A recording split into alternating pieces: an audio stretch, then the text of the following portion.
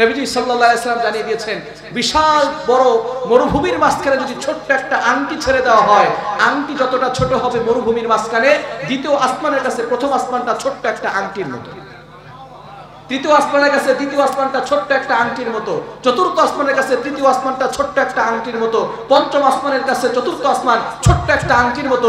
এভাবে করে আল্লাহ তাআলা একটা দুইটা নয়, 29 নম্বর পারার 1 নম্বর পৃষ্ঠার 5 নম্বর লাইন সূরা মুলকের 3 নম্বর আয়াতের প্রথম অংশে আল্লাহ বলেন, আল্লাযী খালাকা সাবআ সামাওয়াতিন তিবাকা, আমি আল্লাহ একটা দুইটা নয়, বিশাল বড় বড় করে 7টি আসমান তৈরি করেছি। বলেন সুবহানাল্লাহ। এই 7 আসমানের পরে হচ্ছে সিদরাতুল মুনতাহা, নাম কি? সেখানে থাকেন জিবরাইল আলাইহিস সালাম। এই জিবরাইল আলাইহিস সালামের কি পরিমাণ শক্তি একটা ঘটনা শুনলে বুঝতে পারবেন। বলেন তো, কোরবানির সময় আসলে আমরা পশু জবাই করি কি করি না? ইমাম সাহেব, খতিব সাহেবরা পশু জবাই করেন কি করেন না? বলেন তো, যখন পশু জবাই করা হয় তখন আল্লাহু আকবার বলার দরকার আছে না নাই? আল্লাহু আকবার বলার কয়েক ঘন্টা পরে পশু জবাই করে? প্রশ্ন বুঝেন নাই? আল্লাহু আকবার বলার কয়েক ঘন্টা পরে পশু জবাই করে? সাথে সাথে করে, ঠিক কি না? ইব্রাহিম আলাইহিস সালাম তার সন্তান ইসমাঈল আলাইহিস সালামকে জবাই করার জন্য প্রস্তুত হয়ে গেছেন। আল্লাহু আকবার বলা শেষ, জবাই করতে কয়দিন লাগবে? সাথে সাথে হয়ে যাবে, ঠিক কি না? আল্লাহু আকবার বলা শেষ, এমন সময় আল্লাহ পাক রব্বুল আলামিন জিবরাইল আলাইহিস সালামকে ডাকতে বলে, জিবরাইল, আমি কিন্তু আবার ইব্রাহিমকে পরীক্ষা করতে চাই, আমি কিন্তু আবার ইসমাঈলকে জবাই করতে চাই না, তাড়াতাড়ি যাও, আগে জান্নাতে যাবা, জান্নাত থেকে দুম্বা নিয়ে 7 আসমান ভেদ করে ইব্রাহিমের ছুরির নিচে দুম্বা রেখে দাও। বলেন সুবহানাল্লাহ। জিবরাইল আলাইহিস সালাম বলেন, ইয়া রাসূলুল্লাহ, ইয়া হাবিবাল্লাহ, আমি কোথায় সিদরাতুল মুনতাহা আর কোথায় ইব্রাহিম আলাইহিস সালামের আল্লাহু আকবার বলা শেষ? এমন সময় আল্লাহ আমাকে আদেশ করছে আগে জান্নাতে যেতে হবে, জান্নাত থেকে দুম্বা নিয়ে 7 আসমান ভেদ করে ইব্রাহিম আলাইহিস সালামের শরীরের নিচে দুম্বা রাখতে হবে। এই আদেশ পাওয়ার সাথে সাথে আমার শরীরের প্রত্যেকটা পশম দাঁড়িয়ে গেছে, শরীর থেকে ঘাম বের হওয়া শুরু হয়ে গেছে। তারপর আল্লাহর আদেশ আমাকে পালন করতেই হবে। আমি আমার 600 পাখা দিয়ে এমন ভাবে টান দিলাম, প্রথমে জান্নাতে গেলাম, জান্নাত থেকে দুম্বা নিয়ে 7 আসমান ভেদ করে ইব্রাহিম আলাইহিস সালামের শরীরের নিচে দুম্বা রেখে দিয়েছি। এখনো দেখি ছুরি উপর থেকে নিচে নামতেছে। জোরে জোরে বলেন না সুবহানাল্লাহ। কি বুঝলেন? জিবরাইল আলাইহিস সালামের শক্তি কম না বেশি? আরো জোরে বলেন, কম না বেশি? আরো দুইটা কাজ করতে জিবরাইল আলাইহিস সালামের কষ্ট হয়েছিল, আজকে থাক, আরেকদিন বলবো ইনশাআল্লাহ।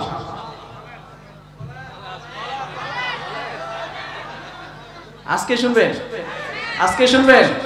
ঘুমাচ্ছেন কারা কারা? হাত তুলেন। দেখছেন? বুঝে নাই, বুঝে নাই। থাকবো তো ইনশাআল্লাহ, শেষ পর্যন্ত থাকবো তো ইনশাআল্লাহ। দ্বিতীয় নাম্বার, ইউসুফ আলাইহিস সালামের ভাইরা ষড়যন্ত্র করে ইউসুফ আলাইহিস সালামকে কূপের মধ্যে ফেলে দেয়। এই ঘটনা আমরা সকলেই জানি, ঠিক কি না? তবে অনেকের ভিতরে একটা প্রশ্ন জাগতে পারে, হুজুর, ইউসুফ আলাইহিস সালামের ভাইরা তারাও তো ইয়াকুব আলাইহিস সালামের সন্তান, নবীর ছেলে হয়ে, নবীর সন্তান হয়ে কেন ইউসুফ আলাইহিস সালামের ভাইরা ইউসুফ আলাইহিস সালামকে কূপের মধ্যে ফেলে দিল? প্রশ্ন আছে না নাই? ইয়াকুব আলাইহিস সালাম তিনি যেহেতু নবী, আর তিনি ইউসুফ আলাইহিস সালাম যে তার বংশ থেকে নবী হবেন এটা বুঝতে পেরেছিলেন।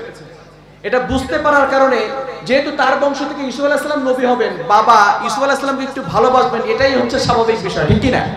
কিন্তু তার ভাই 11 জন ভাই মিলে এটা সহ্য করতে পারে না যে বাবা ইয়াকুব আলাইহিস সালাম ইউসুফ আলাইহিস সালামকে বেশি ভালোবাসে। ইউসুফ আলাইহিস সালামকে কেন বেশি ভালোবাসে? এই জন্য 11 জন ভাই মিলে ষড়যন্ত্র করেছে, যদি ইউসুফকে হত্যা করা হয়, অথবা যদি ইউসুফকে দেশান্তর করে দেওয়া হয়, অথবা যদি ইউসুফকে কূপের মধ্যে ফেলে দেওয়া হয়, তাহলে মনে হয় বাবা ইয়াকুবের অন্তর থেকে ইউসুফের প্রতি ভালোবাসা কমানো যাবে। একটু বুঝে শুনে বলেন তো, ইউসুফ আলাইহিস সালাম হারিয়ে যাওয়ার পর থেকে অথবা কূপের মধ্যে ফেলে দেওয়ার পরে বাবা ইয়াকুবের অন্তরে ইউসুফের প্রতি ভালোবাসা কমেছে নাকি বেড়েছে? আরো জোরে কমছে নাকি বাড়ছে? কেমন বাড়া বেড়েছে? ইউসুফ আলাইহিস সালামের আরো 11 জন ভাই ছিল, কারো নাম ছিল ইয়াহুদা, কারো নাম ছিল শামুন, কারো নাম ছিল লাবি, কারো নাম ছিল বিনয়ামিন। ইয়াকুব আলাইহিস সালাম কোন সন্তানকে নাম ধরে ডাকতেন না, সকল সন্তানকে ইউসুফ ইউসুফ বলে ডাকতেন। বলেন সুবহানাল্লাহ। ভালোবাসা কমছে না বাড়ছে? শুধু তাই নয়, ইউসুফ আলাইহিস সালাম হারিয়ে যাওয়ার পরে বাবা ইয়াকুব আলাইহিস সালাম ইউসুফ আলাইহিস সালামের দুঃখে কষ্টে কাঁদতে কাঁদতে চক্ষু দুটি অন্ধ করে ফেলেছেন। বলেন আল্লাহু আকবার। 11 জন ভাই মিলে ষড়যন্ত্র করেছে, যদি ইউসুফকে হত্যা করা হয় অথবা যদি ইউসুফকে দেশান্তর করে দেওয়া হয়, তাহলে মনে হয় বাবার অন্তর থেকে ইউসুফের প্রতি ভালোবাসা কমে যাবে। কমছে নাকি বাড়ছে?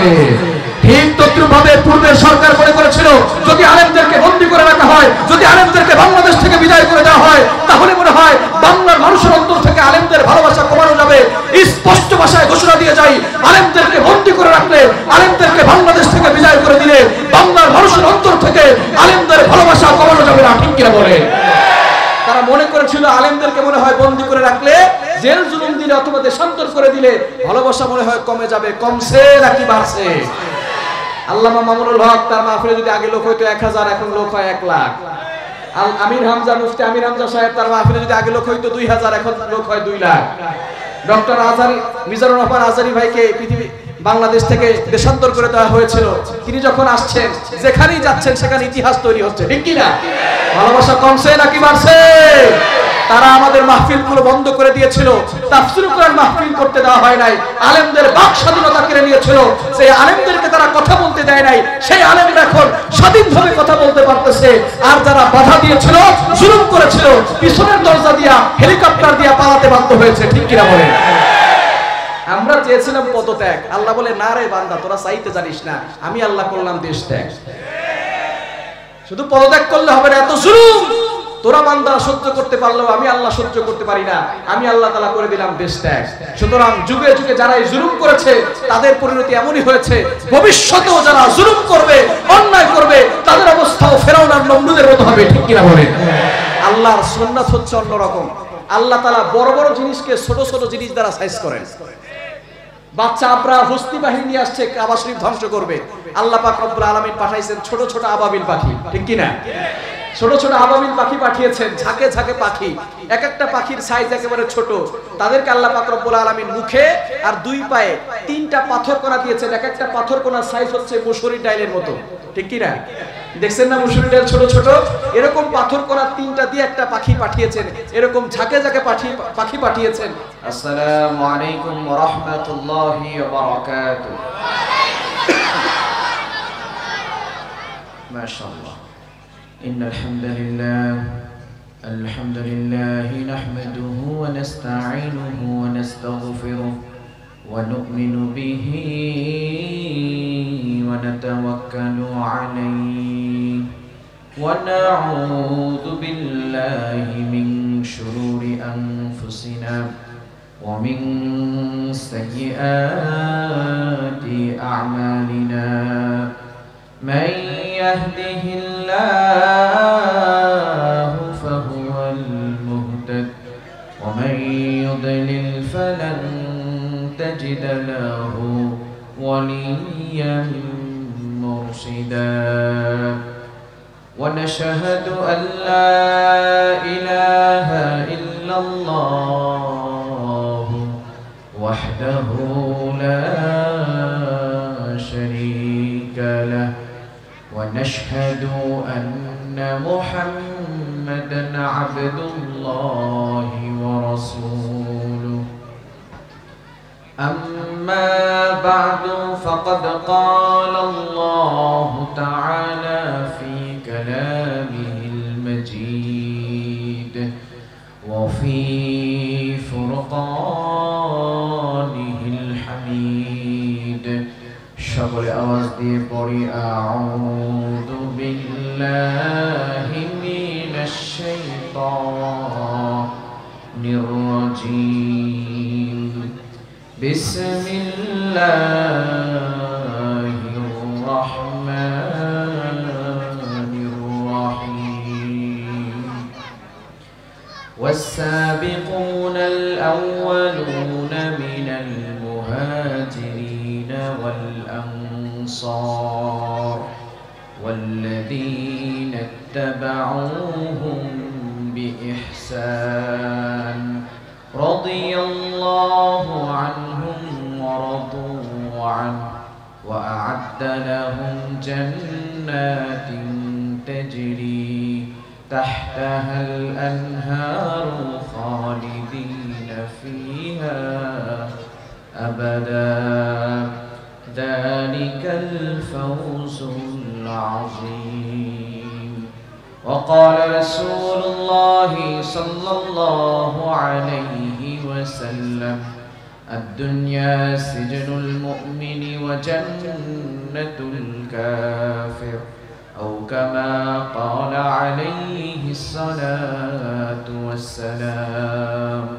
شكرا درود إبراهيم قولي اللهم صل على محمد وعلى آل محمد كما صليت على إبراهيم وعلى آل إبراهيم إنك حميد مجيد. اللهم بارك على محمد وعلى آل محمد كما باركت على إبراهيم وعلى آل إبراهيم إنك حميد مجيد. যাদের হৃদয়ে আছে আল্লাহর ভয় তারা কভু পথ ভুলে যায় না। আল্লাহর প্রেম ছাড়া এই দুনিয়ায় কারো কাছে কোনো কিছু চায় না। রাতের আধারে যারা সেজদাতে রয় দু চোখের অশ্রুতে নদী যেন বয়। ছলনার হাত ছানি যতই আসুক পিছনে ফিরেও সে তাকায় না। যাদের হৃদয়ে আছে আল্লাহর ভয় তারা কভু পথ ভুলে যায় না। আল্লাহর প্রেম ছাড়া এই দুনিয়ায় কারো কাছে কোনো কিছু চায় না। সকলে পড়ি আলহামদুলিল্লাহ। ربنا لك الحمد حمدا كثيرا طيبا مباركا فيه يا ربي لك الحمد كما ينبغي لجلال وجهك وعظيم سلطانك لك الحمد بالإيمان لك الحمد بالإسلام লাকাল হামদু বিল কোরআন। আমরা প্রশংসা করলাম কার? আর জোরে বলেন কার? আল্লাহ শব্দ উচ্চারণ করতে গিয়ে আপনাদের ভয় লাগে? আল্লাহ শব্দ উচ্চারণ করতে গিয়ে যদি গলায় ব্যথা লাগে কোন আপত্তি আছে? যদি গলা ভেঙে যায় কোন আপত্তি আছে? যদি গলার একটি রগ ছিঁড়ে গিয়ে শহীদ হয়ে যান কোন আপত্তি আছে? মুসলমান চিল্লায় বলেন আল্লাহু আকবার। আর জোরে বলেন আল্লাহু আকবার। আল্লাহু আকবারের স্লোগান দিতে হবে। এটা আল্লাহ তাআলা পবিত্র কোরআনুল কারীমের ভিতরে নিজেই বলে দিয়েছেন। কোরআন খুলেন 29 নাম্বার পারা 17 নাম্বার পৃষ্ঠার 3 নাম্বার লাইন সূরাতুল মুদ্দাসসিরের 2-3 নাম্বার আয়াতে আল্লাহ তাআলা বলেন কুম ফাআনদির ওয়া রাব্বাকা ফাকাব্বির stand in awe and announce the bounty of your Lord. দাঁড়াও ভীতি প্রদর্শন করো এবং তোমার রবের বরত্বের ঘোষণা দাও। কথাটি কার? আর জোরে বলেন কথাটি কার? আমরা 90% মুসলমানের দেশে আল্লাহু আকবারের স্লোগান দিতে ভয় পাই।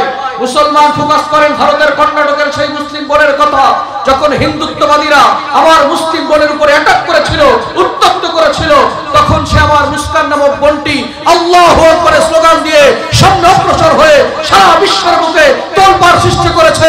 মুসলমান আপনারা যদি আল্লাহু আকবারের স্লোগান দিয়ে সামনে অগ্রসর হতে পারেন, দুনিয়ার কোনো শক্তি ইসলামের বিজয়কে ঠেকিয়ে রাখতে পারবে না। ঠিক কিনা বলেন? এজন্য আল্লাহু আকবারের স্লোগান দিতে পারবো তো ইনশাআল্লাহ? আওয়াজ দিয়ে বলেন আল্লাহু আকবার। এবার আওয়াজ দিয়ে বলেন আমরা প্রশংসা করেছি কার? সব সময় প্রশংসা হবে কার? খাওয়ার সময়, ঘুমানোর সময়, সকালবেলা, দুপুরবেলা, সন্ধ্যাবেলা, রাতের বেলা, ভালো কাজ করার সময়, খারাপ কাজ করার সময়। দেখছেন? খারাপ কাজ করা যাবে, গুনাহের কাজ করা যাবে, অন্যের মাল অন্যায়ভাবে আত্মসাৎ করা যাবে, চুরি করা যাবে, ডাকাতি করা যাবে, ছিনতাই করা যাবে।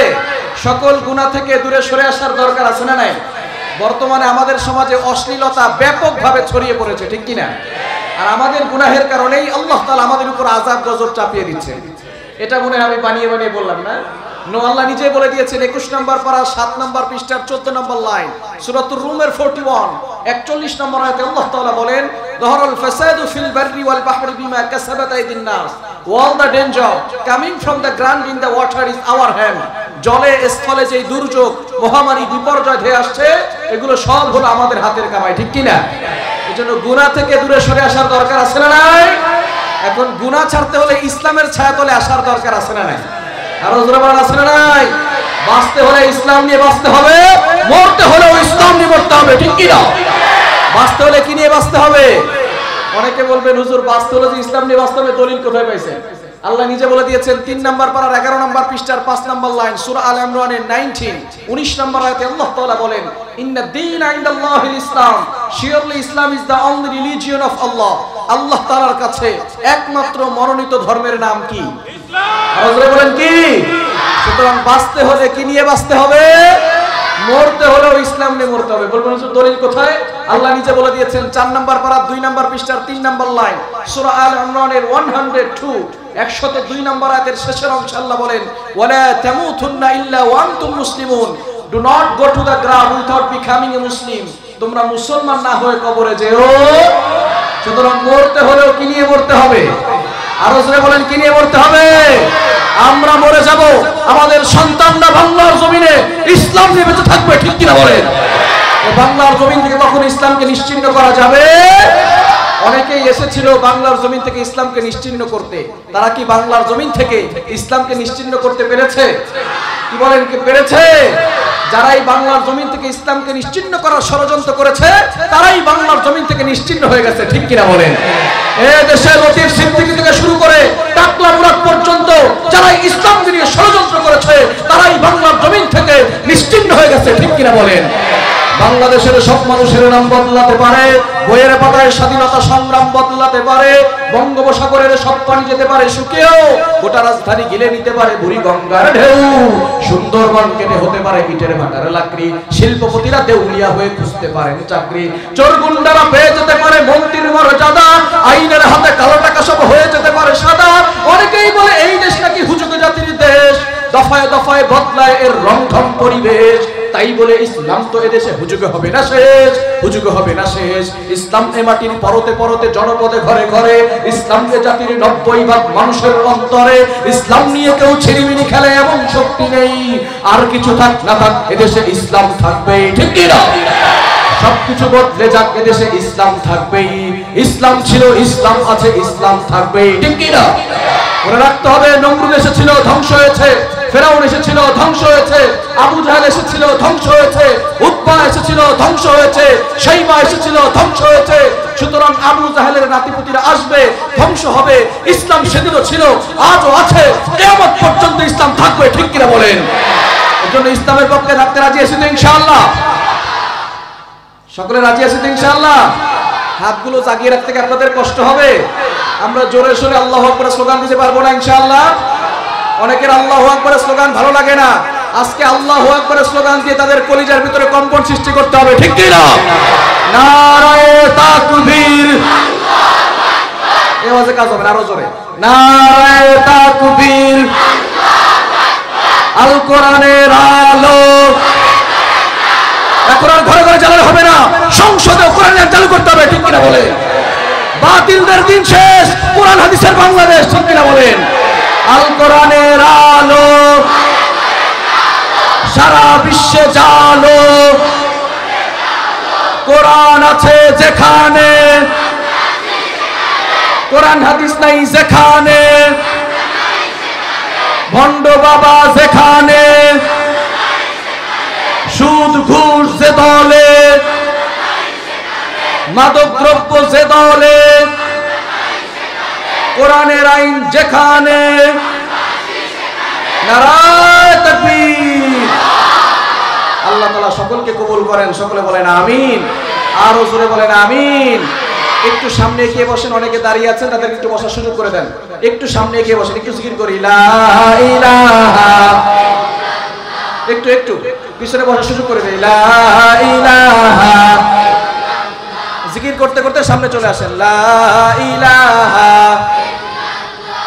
সুবহানাল্লাহ আলহামদুলিল্লাহ লা ইলাহা ইল্লাল্লাহ সুবহানাল্লাহ আলহামদুলিল্লাহ লা ইলাহা ইল্লাল্লাহ সুবহানাল্লাহ আলহামদুলিল্লাহ লা ইলাহা ইল্লাল্লাহ সুবহানাল্লাহ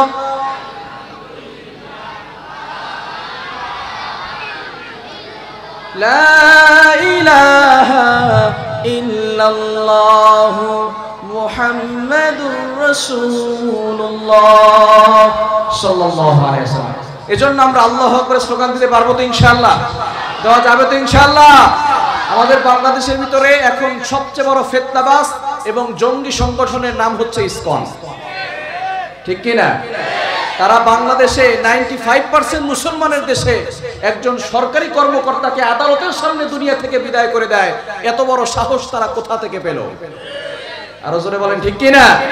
তারা বাংলাদেশে একজন সরকারি কর্মকর্তাকে দুনিয়া থেকে বিদায় করে দিয়েছে।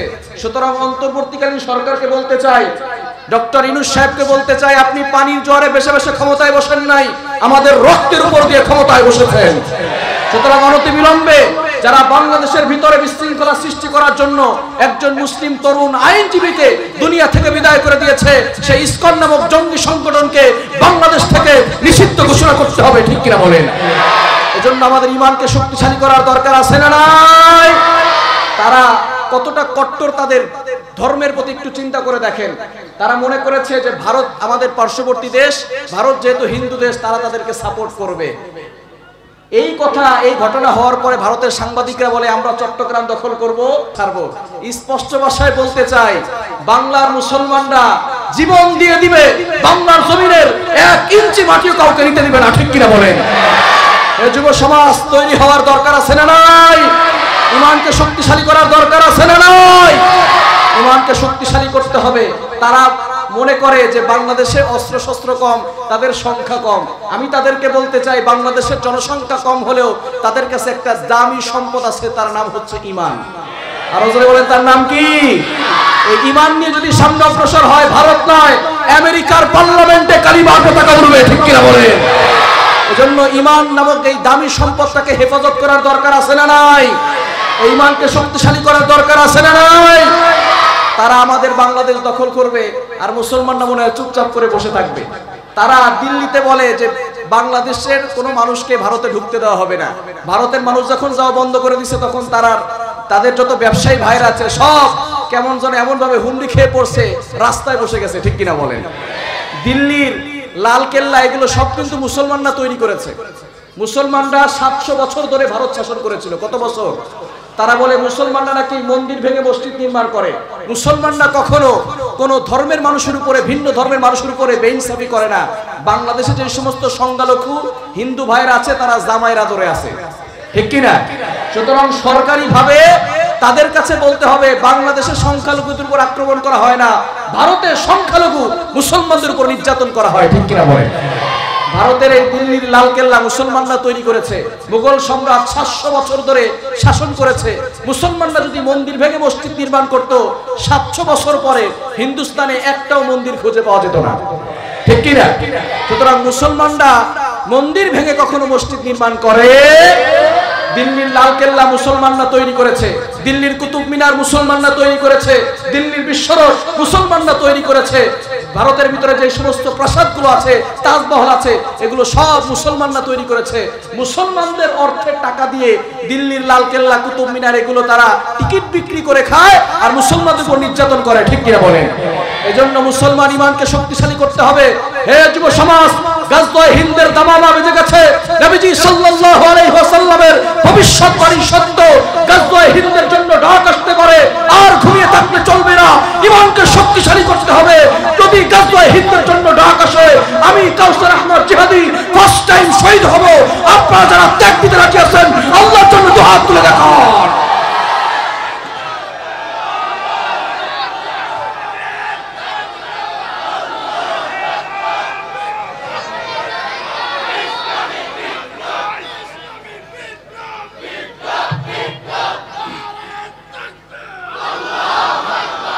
আল্লাহ সকলকে কবুল করেন, সকলে বলেন আমিন।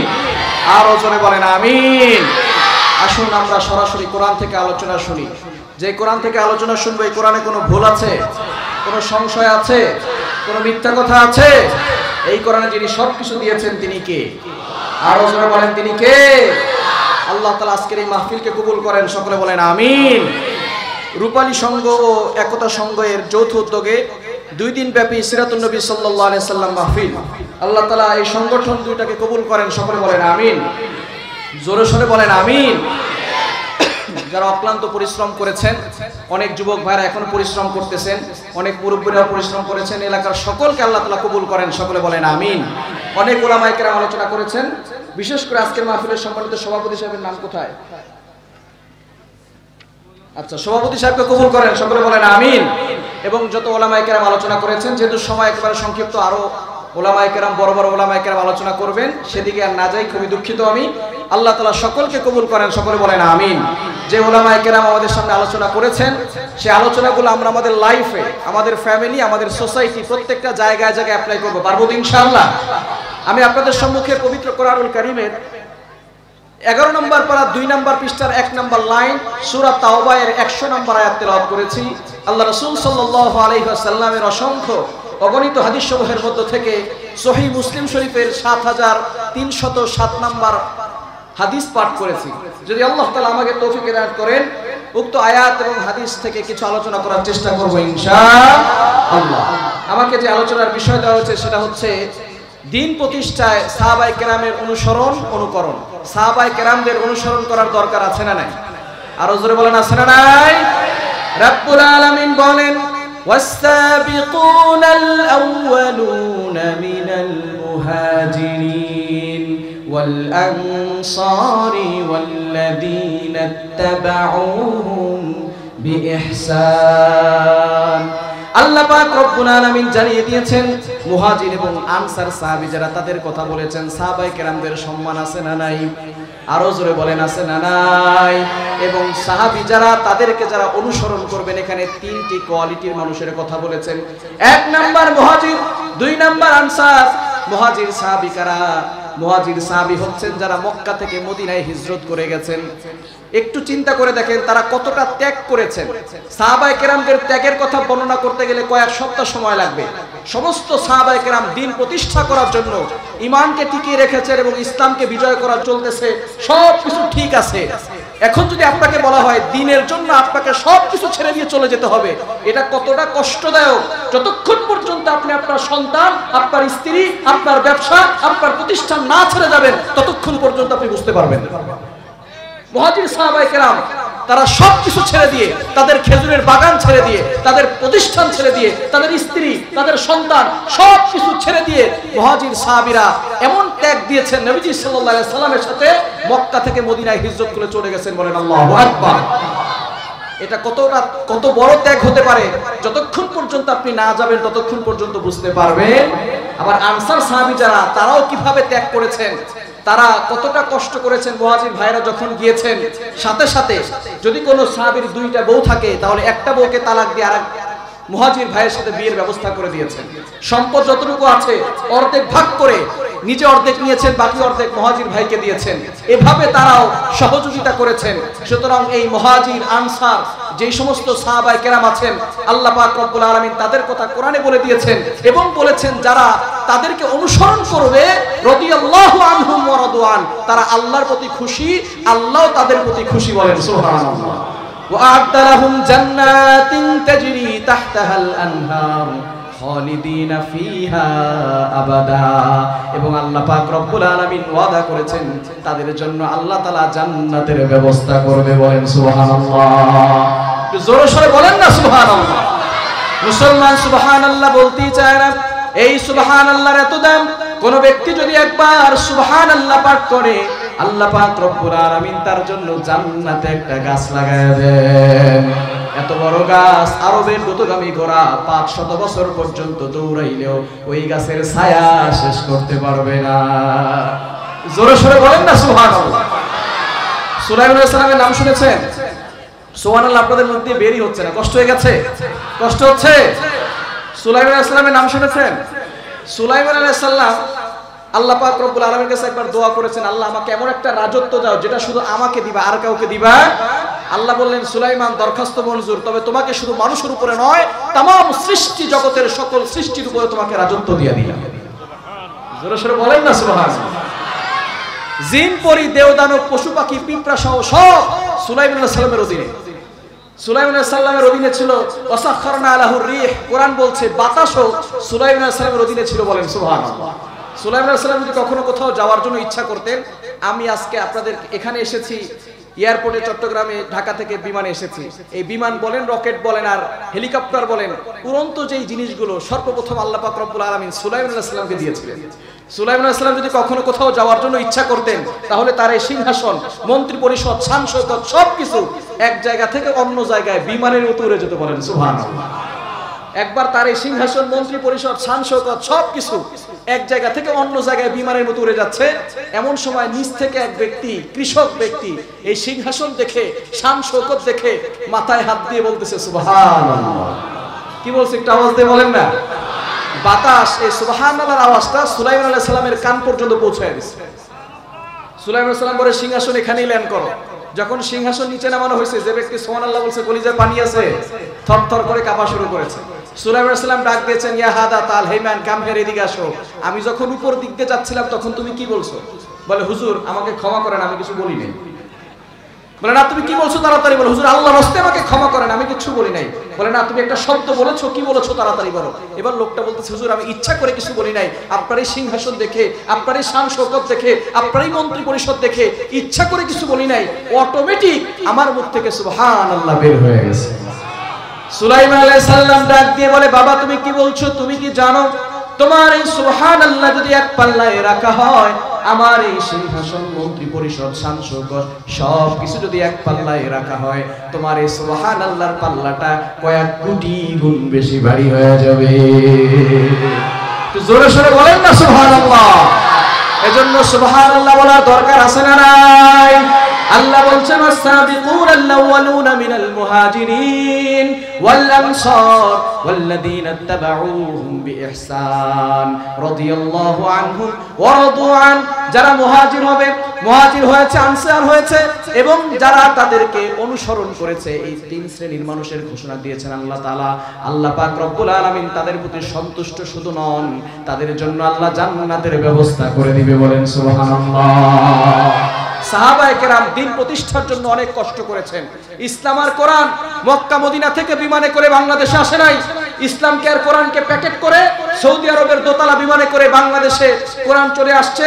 বাংলাদেশের প্রত্যেকটা ঘরে ঘরে কোরআন চলে গেছে, আর আমরা এই কোরআন পড়ে পড়ে মুসলমান হয়েছি। বিষয়টা কি এমন না? হুজুর সাল্লাল্লাহু আলাইহি ওয়াসাল্লাম যখন বিদায় হজের ভাষণ দিয়েছিলেন, ১৬ লক্ষ সাহাবী উপস্থিত ছিলেন। মাত্র ১৪,০০০ সাহাবীর কবর আরব দেশে পাওয়া যায়, ১,১২,০০০ সাহাবীর কবর আরব দেশে নাই। শুধু তাই নয়, হযরতে বেলাল রাদিয়াল্লাহু তাআলা আনহু, যিনি সারা জীবন হুজুর সাল্লাল্লাহু আলাইহি ওয়াসাল্লামের সাথে থেকে আজান দিলেন, কবর থাকার কথা ছিল মদিনায়। আবু বকর সিদ্দিক রাদিয়াল্লাহু তাআলা আনহুর সাথে থেকে আজান দিলেন, কবর থাকার কথা ছিল মক্কায়, নাই। বেলাল রাদিয়াল্লাহু তাআলা আনহুর কবর পর্যন্ত মক্কা মদিনা দূরের কথা, সৌদি আরবেই নাই। তালাশ করতে করতে দেখা যায় বেলাল রাদিয়াল্লাহু তাআলা আনহুর কবর সিরিয়ার রাজধানী দামেস্কের পাহাড়ে বেলালের কবর। সুতরাং বুঝা গেল সাহাবায়ে কেরাম আমাদের কাছে এই ইসলাম আর কোরআন পৌঁছাইতে পৌঁছাইতে সারা পৃথিবীর আনাচে কানাচে দাফন হয়ে গেছে। বলেন আল্লাহু আকবার। সাহাবায়ে কেরাম এত কষ্ট করে, এত পরিশ্রম করে আমাদের কাছে ইসলাম আর কোরআনকে পৌঁছে দিয়েছে। আমার মুসলমান বন্ধুগণ, আপনাদের কাছে দরখাস্ত রইল, আজকের থেকে এই ইসলামের বিরুদ্ধে, কোরআনের বিরুদ্ধে কোন ষড়যন্ত্রকারী যদি আসে, বাতিল ফেরকা আসে, তাহলে আমরা নিজেদের জীবনকে বিলীন করে দিয়ে হলেও তাদের সাথে লড়াই করব। ঠিক কিনা বলেন? এজন্য ঈমানকে শক্তিশালী করার দরকার আছে না নাই? করতে পারবো তো ইনশাআল্লাহ। আল্লাহ পাক রব্বুল আলামিন নবীজি সাল্লাল্লাহু আলাইহি ওয়াসাল্লামকে এই সত্য দ্বীন দিয়ে পাঠিয়েছেন, হেদায়েত দিয়ে পাঠিয়েছেন। এই দ্বীন প্রতিষ্ঠা করার দরকার আছে না নাই?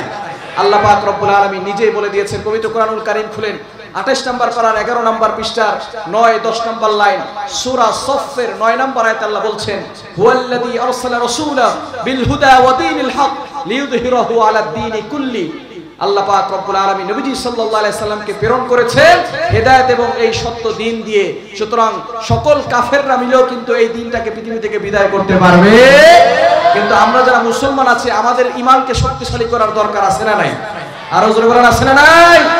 সুতরাং সাহাবায়ে কেরামকে অনুসরণ করতে হবে, এটা আমরা পেয়েছি সূরা তাওবার 100 নম্বর আয়াতে। এবং সাহাবায়ে কেরামদের কিছু বৈশিষ্ট্য আল্লাহ তাআলা কোরআনে বলে দিয়েছেন, এটা আমরা পাবো 26 নম্বর পারা 14 নম্বর পৃষ্ঠার 1 2 3 4 5 6 নম্বর লাইনগুলোতে সূরা ফাতহের 29 নম্বর আয়াতে। এখানে সাহাবায়ে কেরামদের 5টি বৈশিষ্ট্য আছে। কয়টি? আরো জোরে বলেন কয়টি? আল্লাহ পাক রব্বুল আলামিন শেষে বর্ণনা করে দিয়েছেন সূরা ফাতহের 29 নম্বর আয়াতের শেষের অংশে। আল্লাহ পাক রব্বুল আলামিন জানিয়ে দিয়েছেন আ'আদাল্লাহু লাহুম মাগফিরাতাও ওয়া আজরান আযীমা, যারা এটা পরিপূর্ণভাবে আমল করবে আল্লাহ পাক রব্বুল আলামিন তাদেরকে মহা পুরস্কার জান্নাতের ব্যবস্থা করে দিবে। বলেন সুবহানাল্লাহ। ওই জান্নাতে যাওয়ার দরকার আছে না নাই? আরো জোরে বলেন আছে না নাই? যদি জান্নাতে আমরা যেতে চাই কিন্তু জান্নাতে যাওয়ার কাজ না করি তাহলে কি জান্নাতে যেতে পারবো? কি বলেন, জান্নাতে যাওয়া যাবে? জান্নাতে যেতে হলে জান্নাতে যাওয়ার কাজ করার দরকার আছে না নাই? জান্নাতে যেতে হলে ওই সাহাবায়ে কেরামকে অনুসরণ করতে হবে। সাহাবায়ে কেরামকে অনুসরণ যদি না করি দুনিয়াতেও শান্তি হবে না, আখিরাতেও শান্তি হবে। ওই জান্নাতে যাওয়ার দরকার আছে না নাই? জান্নাতে যাওয়ার জন্য আপনাদের আগ্রহ বাড়বে। জান্নাতে একটা মাঠ আছে, মাঠের বর্ণনা শুনলে সেটা কি শুনবেন? শুনবেন? জান্নাতে একটা মাঠ আছে, মাঠের নাম হচ্ছে মাজিদ। মাঠের নাম কি? জোরে সোরে বলেন, মাঠের নাম কি? মাজিদ। আল্লাহ নিজে বলে দিয়েছেন 26 নম্বর পারার 19 নম্বর পৃষ্ঠার 1 নম্বর লাইন সূরা কফের 35 35 নম্বর আয়াতে আল্লাহ বলছেন লাহুম মা ইয়াশাউনা ফিহা ওয়া লাদাইনা মাজিদ। জান্নাতে একটা মাঠ আছে, মাঠের নাম কি? আর জোরে বলেন মাঠের নাম কি? ওই মাজিদ নামক মাঠটা কত বড় এটা জানার জন্য জানতে হবে জিবরাইল আলাইহিস সালামের শক্তি কত বেশি, জানার দরকার আছে না নাই? আর জোরে বলেন। একবার নবীজি সাল্লাল্লাহু আলাইহি ওয়াসাল্লাম জিবরাইল আলাইহিস সালামকে বললেন, ভাই জিবরাইল আমি আপনাকে দেখতে চাই। জিবরাইল আলাইহিস সালাম বললেন, ইয়া রাসূলুল্লাহ, ইয়া হাবিবাল্লাহ, আপনি আমাকে দেখলে তো ভয় পাবেন। নবীজি সাল্লাল্লাহু আলাইহি সাল্লাম বললেন, না না ভয় পাবো না, দেখা দেন। এবার নবীজি সাল্লাল্লাহু আলাইহি ওয়াসাল্লামের কাছ থেকে জিবরাইল আলাইহিস সালাম অদৃশ্য হয়ে গেলেন। নবীজি সাল্লাল্লাহু আলাইহি সাল্লাম দেখতে পারলেন আসমান থেকে একটা কালো পর্দা নামতে নামতে জমিন পর্যন্ত লেগে গিয়েছে। ডান পাশ বাম পাশ পুরো পৃথিবী ভরাট হয়ে গেছে, পুরো পৃথিবী অন্ধকার হয়ে গেছে। হঠাৎ করে আবার কালো পর্দাটা উঠতে উঠতে আসমান পর্যন্ত উঠে গেছে। জিবরাইল আলাইহিস সালাম অদৃশ্যভাবে হাজির হয়ে বললেন, ইয়া রাসূলুল্লাহ, ইয়া হাবিবাল্লাহ, কি দেখলেন? নবীজি সাল্লাল্লাহু আলাইহি ওয়াসাল্লাম বললেন, আমি দেখলাম আসমান থেকে একটা কালো পর্দা নামতে নামতে জমিন পর্যন্ত লেগে গিয়েছে। ডান পাশ বাম পাশ পুরো পৃথিবী ভরাট হয়ে গেছে, দুনিয়া অন্ধকার হয়ে গেছে। জিবরাইল আলাইহিস সালাম বলেন, ইয়া রাসূলুল্লাহ, ইয়া হাবিবাল্লাহ, এটা আমার একটা মাত্র পাখা, আমি আসমান থেকে ছেড়ে দিয়েছি, জমিনে লেগে গিয়েছে, ডান পাশ বাম পাশ ভরাট হয়ে গেছে, পুরো পৃথিবী অন্ধকার হয়ে গেছে। এটা ছিল আমার একটা মাত্র পাখা। এরকম পাখা আল্লাহ আমাকে একটা দুইটা নয়, 100 200 নয়, 600 পাখা দিয়েছে। বলেন সুবহানাল্লাহ। কয়শো পাখা? আরো জোরে বলেন কয়শো? একটা পাখাই যদি হয় এত বড়, 600 পাখা হবে কত বড়? ওই 600 পাখা যেই দেহের ভিতর আল্লাহ ফিট করেছে, ওই দেহটা কত বড়? এত বড় দেহ যে আল্লাহ বানাইছে, ওই আল্লাহ কত বড়? বলেন আল্লাহু আকবার। এবার আসেন জিবরাইল আলাইহিস সালাম কোথায় থাকেন? তিনি থাকেন সিদরাতুল মুনতাহা। কোথায়? একটু নামটা বলেন, কোথায় থাকেন? সিদরাতুল মুনতাহা। এটা আবার কোথায়? এটা হলো 7 আসমানের পরে সিদরাতুল মুনতাহা। এখন একটু বিজ্ঞান নিয়ে আলোচনা করলে বুঝতে পারবেন যে সিদরাতুল মুনতাহাটা কত উপরে হতে পারে। বিজ্ঞান বলছে এই পৃথিবীটা হচ্ছে 20 কোটি বর্গ মাইলের পৃথিবী। কত কোটি? আরো জোরে বলেন কত কোটি? এই 20 কোটি বর্গ মাইলের ভিতরে 70% পানি, বাকি 30% মাটি। কত পার্সেন্ট পানি আর কত পার্সেন্ট মাটি? 30% মাটি। এই আমাদের একটা গ্রহ, পৃথিবীটা হচ্ছে একটা গ্রহ, এর পাশে অনেকগুলো গ্রহ আছে, উপগ্রহ আছে। আমাদের পার্শ্ববর্তী গ্রহের নাম হচ্ছে মঙ্গল গ্রহ। নাম শুনেছেন? আমাদের পার্শ্ববর্তী গ্রহের নাম কি? মঙ্গল গ্রহ। এরকম কয়েকটি গ্রহ এবং উপগ্রহ মিলে একটা সৌরজগৎ গঠিত হয়। বিজ্ঞান বলছে 15,000 কোটির অধিক সৌরজগৎ মিলে একটা গ্যালাক্সি গঠিত হয়। 15,000 কোটির অধিক গ্যালাক্সি মিলে একটা গ্যালাক্সি গুচ্ছ গঠিত হয়। 15,000 কোটির অধিক গ্যালাক্সি গুচ্ছ মিলে একটা মহা গ্যালাক্সি গঠিত হয়। বিজ্ঞান সেই মহা গ্যালাক্সি পর্যন্ত চলে গেছে, আজ পর্যন্ত আসমানের কোনো কুল কিনারা খুঁজে পায় নাই। বলেন সুবহানাল্লাহ। জোরে সোরে বলেন না সুবহানাল্লাহ।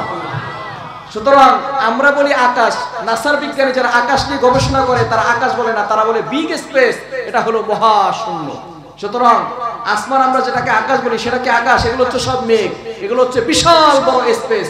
বিজ্ঞান বলছে আমরা সূর্যটা দেখি ছোট্ট একটা থালার মতো, বিজ্ঞান বলছে এই সূর্যটা পৃথিবী থেকে 13 লক্ষ গুণ বড়। বলেন সুবহানাল্লাহ, জোরে সোরে বলেন না সুবহানাল্লাহ। আবার আমরা রাতের বেলা তারকা দেখি, ছোট্ট ছোট্ট তারকা, বিজ্ঞান বলছে এক একটা তারকা এত বড় আছে, সূর্যের থেকেও বড় বড় তারকা আছে। বেটেলজিউস নামে একটা তারকা আছে, যেই তারকাটা সূর্যের থেকেও 33 কোটি গুণ বড়। বলেন সুবহানাল্লাহ। এই চন্দ্র বলেন, সূর্য বলেন, তারকা বলেন, এই সব কিছু আল্লাহ প্রথম আসমানের নিচে সাজিয়ে রেখেছেন। বলেন সুবহানাল্লাহ। প্রথম আসমানটা দ্বিতীয় আসমানের থেকে কতটা ছোট?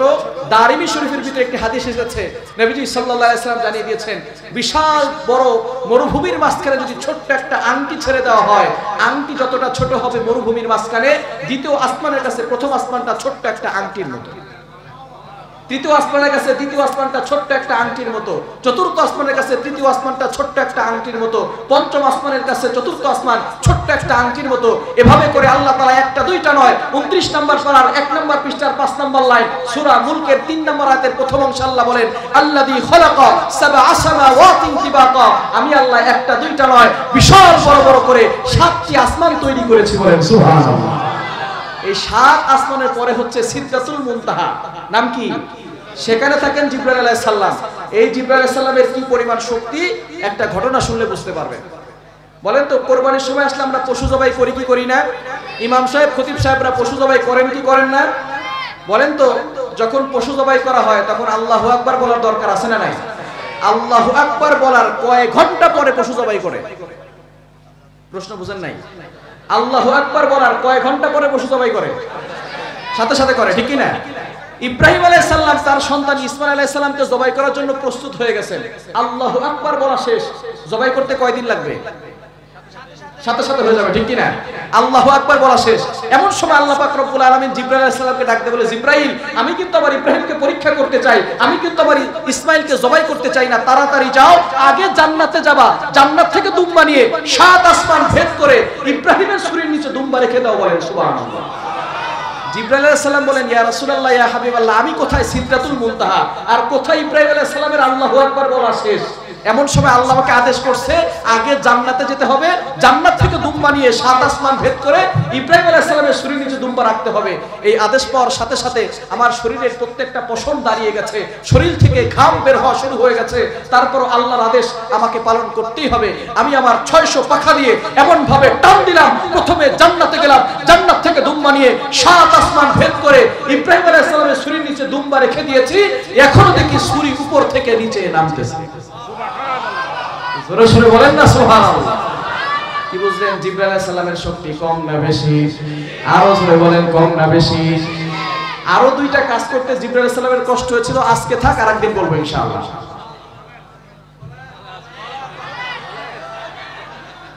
আজকে শুনবেন, আজকে শুনবেন। ঘুমাচ্ছেন কারা কারা? হাত তুলেন। দেখছেন? বুঝে নাই, বুঝে নাই। থাকবো তো ইনশাআল্লাহ, শেষ পর্যন্ত থাকবো তো ইনশাআল্লাহ। দ্বিতীয় নাম্বার, ইউসুফ আলাইহিস সালামের ভাইরা ষড়যন্ত্র করে ইউসুফ আলাইহিস সালামকে কূপের মধ্যে ফেলে দেয়, এই ঘটনা আমরা সকলেই জানি, ঠিক কি না? তবে অনেকের ভিতরে একটা প্রশ্ন জাগতে পারে, হুজুর, ইউসুফ আলাইহিস সালামের ভাইরা তারাও তো ইয়াকুব আলাইহিস সালামের সন্তান, নবীর ছেলে হয়ে, নবীর সন্তান হয়ে কেন ইউসুফ আলাইহিস সালামের ভাইরা ইউসুফ আলাইহিস সালামকে কূপের মধ্যে ফেলে দিল? প্রশ্ন আছে না নাই? ইয়াকুব আলাইহিস সালাম তিনি যেহেতু নবী, আর তিনি ইউসুফ আলাইহিস সালাম যে তার বংশ থেকে নবী হবেন এটা বুঝতে পেরেছিলেন। এটা বুঝতে পারার কারণে, যেহেতু তার বংশ থেকে ইউসুফ আলাইহিস সালাম নবী হবেন, বাবা ইউসুফ আলাইহিস সালামকে একটু ভালোবাসবেন, এটাই হচ্ছে স্বাভাবিক বিষয়, ঠিক কি না? কিন্তু তার ভাই 11 জন ভাই মিলে এটা সহ্য করতে পারে না যে বাবা ইয়াকুব আলাইহিস সালাম ইউসুফ আলাইহিস সালামকে বেশি ভালোবাসে। ইউসুফ আলাইহিস সালামকে কেন বেশি ভালোবাসে? এই জন্য 11 জন ভাই মিলে ষড়যন্ত্র করেছে, যদি ইউসুফকে হত্যা করা হয়, অথবা যদি ইউসুফকে দেশান্তর করে দেওয়া হয়, অথবা যদি ইউসুফকে কূপের মধ্যে ফেলে দেওয়া হয়, তাহলে মনে হয় বাবা ইয়াকুবের অন্তর থেকে ইউসুফের প্রতি ভালোবাসা কমানো যাবে। একটু বুঝে শুনে বলেন তো, ইউসুফ আলাইহিস সালাম হারিয়ে যাওয়ার পর থেকে অথবা কূপের মধ্যে ফেলে দেওয়ার পরে বাবা ইয়াকুবের অন্তরে ইউসুফের প্রতি ভালোবাসা কমেছে নাকি বেড়েছে? আরো জোরে কমছে নাকি বাড়ছে? কেমন বাড়া বেড়েছে? ইউসুফ আলাইহিস সালামের আরো 11 জন ভাই ছিল, কারো নাম ছিল ইয়াহুদা, কারো নাম ছিল শামুন, কারো নাম ছিল লাবি, কারো নাম ছিল বিনয়ামিন। ইয়াকুব আলাইহিস সালাম কোন সন্তানকে নাম ধরে ডাকতেন না, সকল সন্তানকে ইউসুফ ইউসুফ বলে ডাকতেন। বলেন সুবহানাল্লাহ। ভালোবাসা কমছে না বাড়ছে? শুধু তাই নয়, ইউসুফ আলাইহিস সালাম হারিয়ে যাওয়ার পরে বাবা ইয়াকুব আলাইহিস সালাম ইউসুফ আলাইহিস সালামের দুঃখে কষ্টে কাঁদতে কাঁদতে চক্ষু দুটি অন্ধ করে ফেলেছেন। বলেন আল্লাহু আকবার। 11 জন ভাই মিলে ষড়যন্ত্র করেছে, যদি ইউসুফকে হত্যা করা হয় অথবা যদি ইউসুফকে দেশান্তর করে দেওয়া হয়, তাহলে মনে হয় বাবার অন্তর থেকে ইউসুফের প্রতি ভালোবাসা কমে যাবে। কমছে নাকি বাড়ছে? ঠিক তদ্রুপভাবে পূর্বের সরকার মনে করেছিল যদি আলেমদেরকে বন্দী করে রাখা হয়, যদি আলেমদেরকে বাংলাদেশ থেকে বিদায় করে দেওয়া হয়, তাহলে মনে হয় বাংলার মানুষের অন্তর থেকে আলেমদের ভালোবাসা কমানো যাবে। স্পষ্ট ভাষায় ঘোষণা দিয়ে যাই, আলেমদেরকে বন্দী করে রাখলে, আলেমদেরকে বাংলাদেশ থেকে বিদায় করে দিলে বাংলার মানুষের অন্তর থেকে আলেমদের ভালোবাসা কমানো যাবে না। ঠিক কিনা বলে? তারা মনে করেছিল আলেমদেরকে মনে হয় বন্দী করে রাখলে, জেল জুলুম দিলে অথবা দেশান্তর করে দিলে ভালোবাসা মনে হয় কমে যাবে। কমছে নাকি বাড়ছে? আল্লামা মামুনুল হক তার মাহফিলে যদি আগে লোক হইতো 1000, এখন লোক হয় 1 লাখ। আমির হামজা, মুফতি আমির হামজা সাহেব তার মাহফিলে যদি আগে লোক হইতো 2000, এখন লোক হয় 2 লাখ। ডক্টর আজারি, মিজানুর রহমান আজারি ভাইকে পৃথিবী বাংলাদেশ থেকে দেশান্তর করে দেওয়া হয়েছিল। তিনি যখন আসছেন, যেখানেই যাচ্ছেন সেখানে ইতিহাস তৈরি হচ্ছে। ঠিক কি না? ভালোবাসা কমছে নাকি বাড়ছে? তারা আমাদের মাহফিলগুলো বন্ধ করে দিয়েছিল, তাফসীর কোরআন মাহফিল করতে দেওয়া হয় নাই, আলেমদের বাক স্বাধীনতা কেড়ে নিয়েছিল। সেই আলেমদেরকে তারা কথা বলতে দেয় নাই, সেই আলেমরা এখন স্বাধীনভাবে কথা বলতে পারতেছে। আর যারা বাধা দিয়েছিল, জুলুম করেছিল, পিছনের দরজা দিয়া হেলিকপ্টার দিয়া পালাতে বাধ্য হয়েছে। ঠিক কিনা বলেন?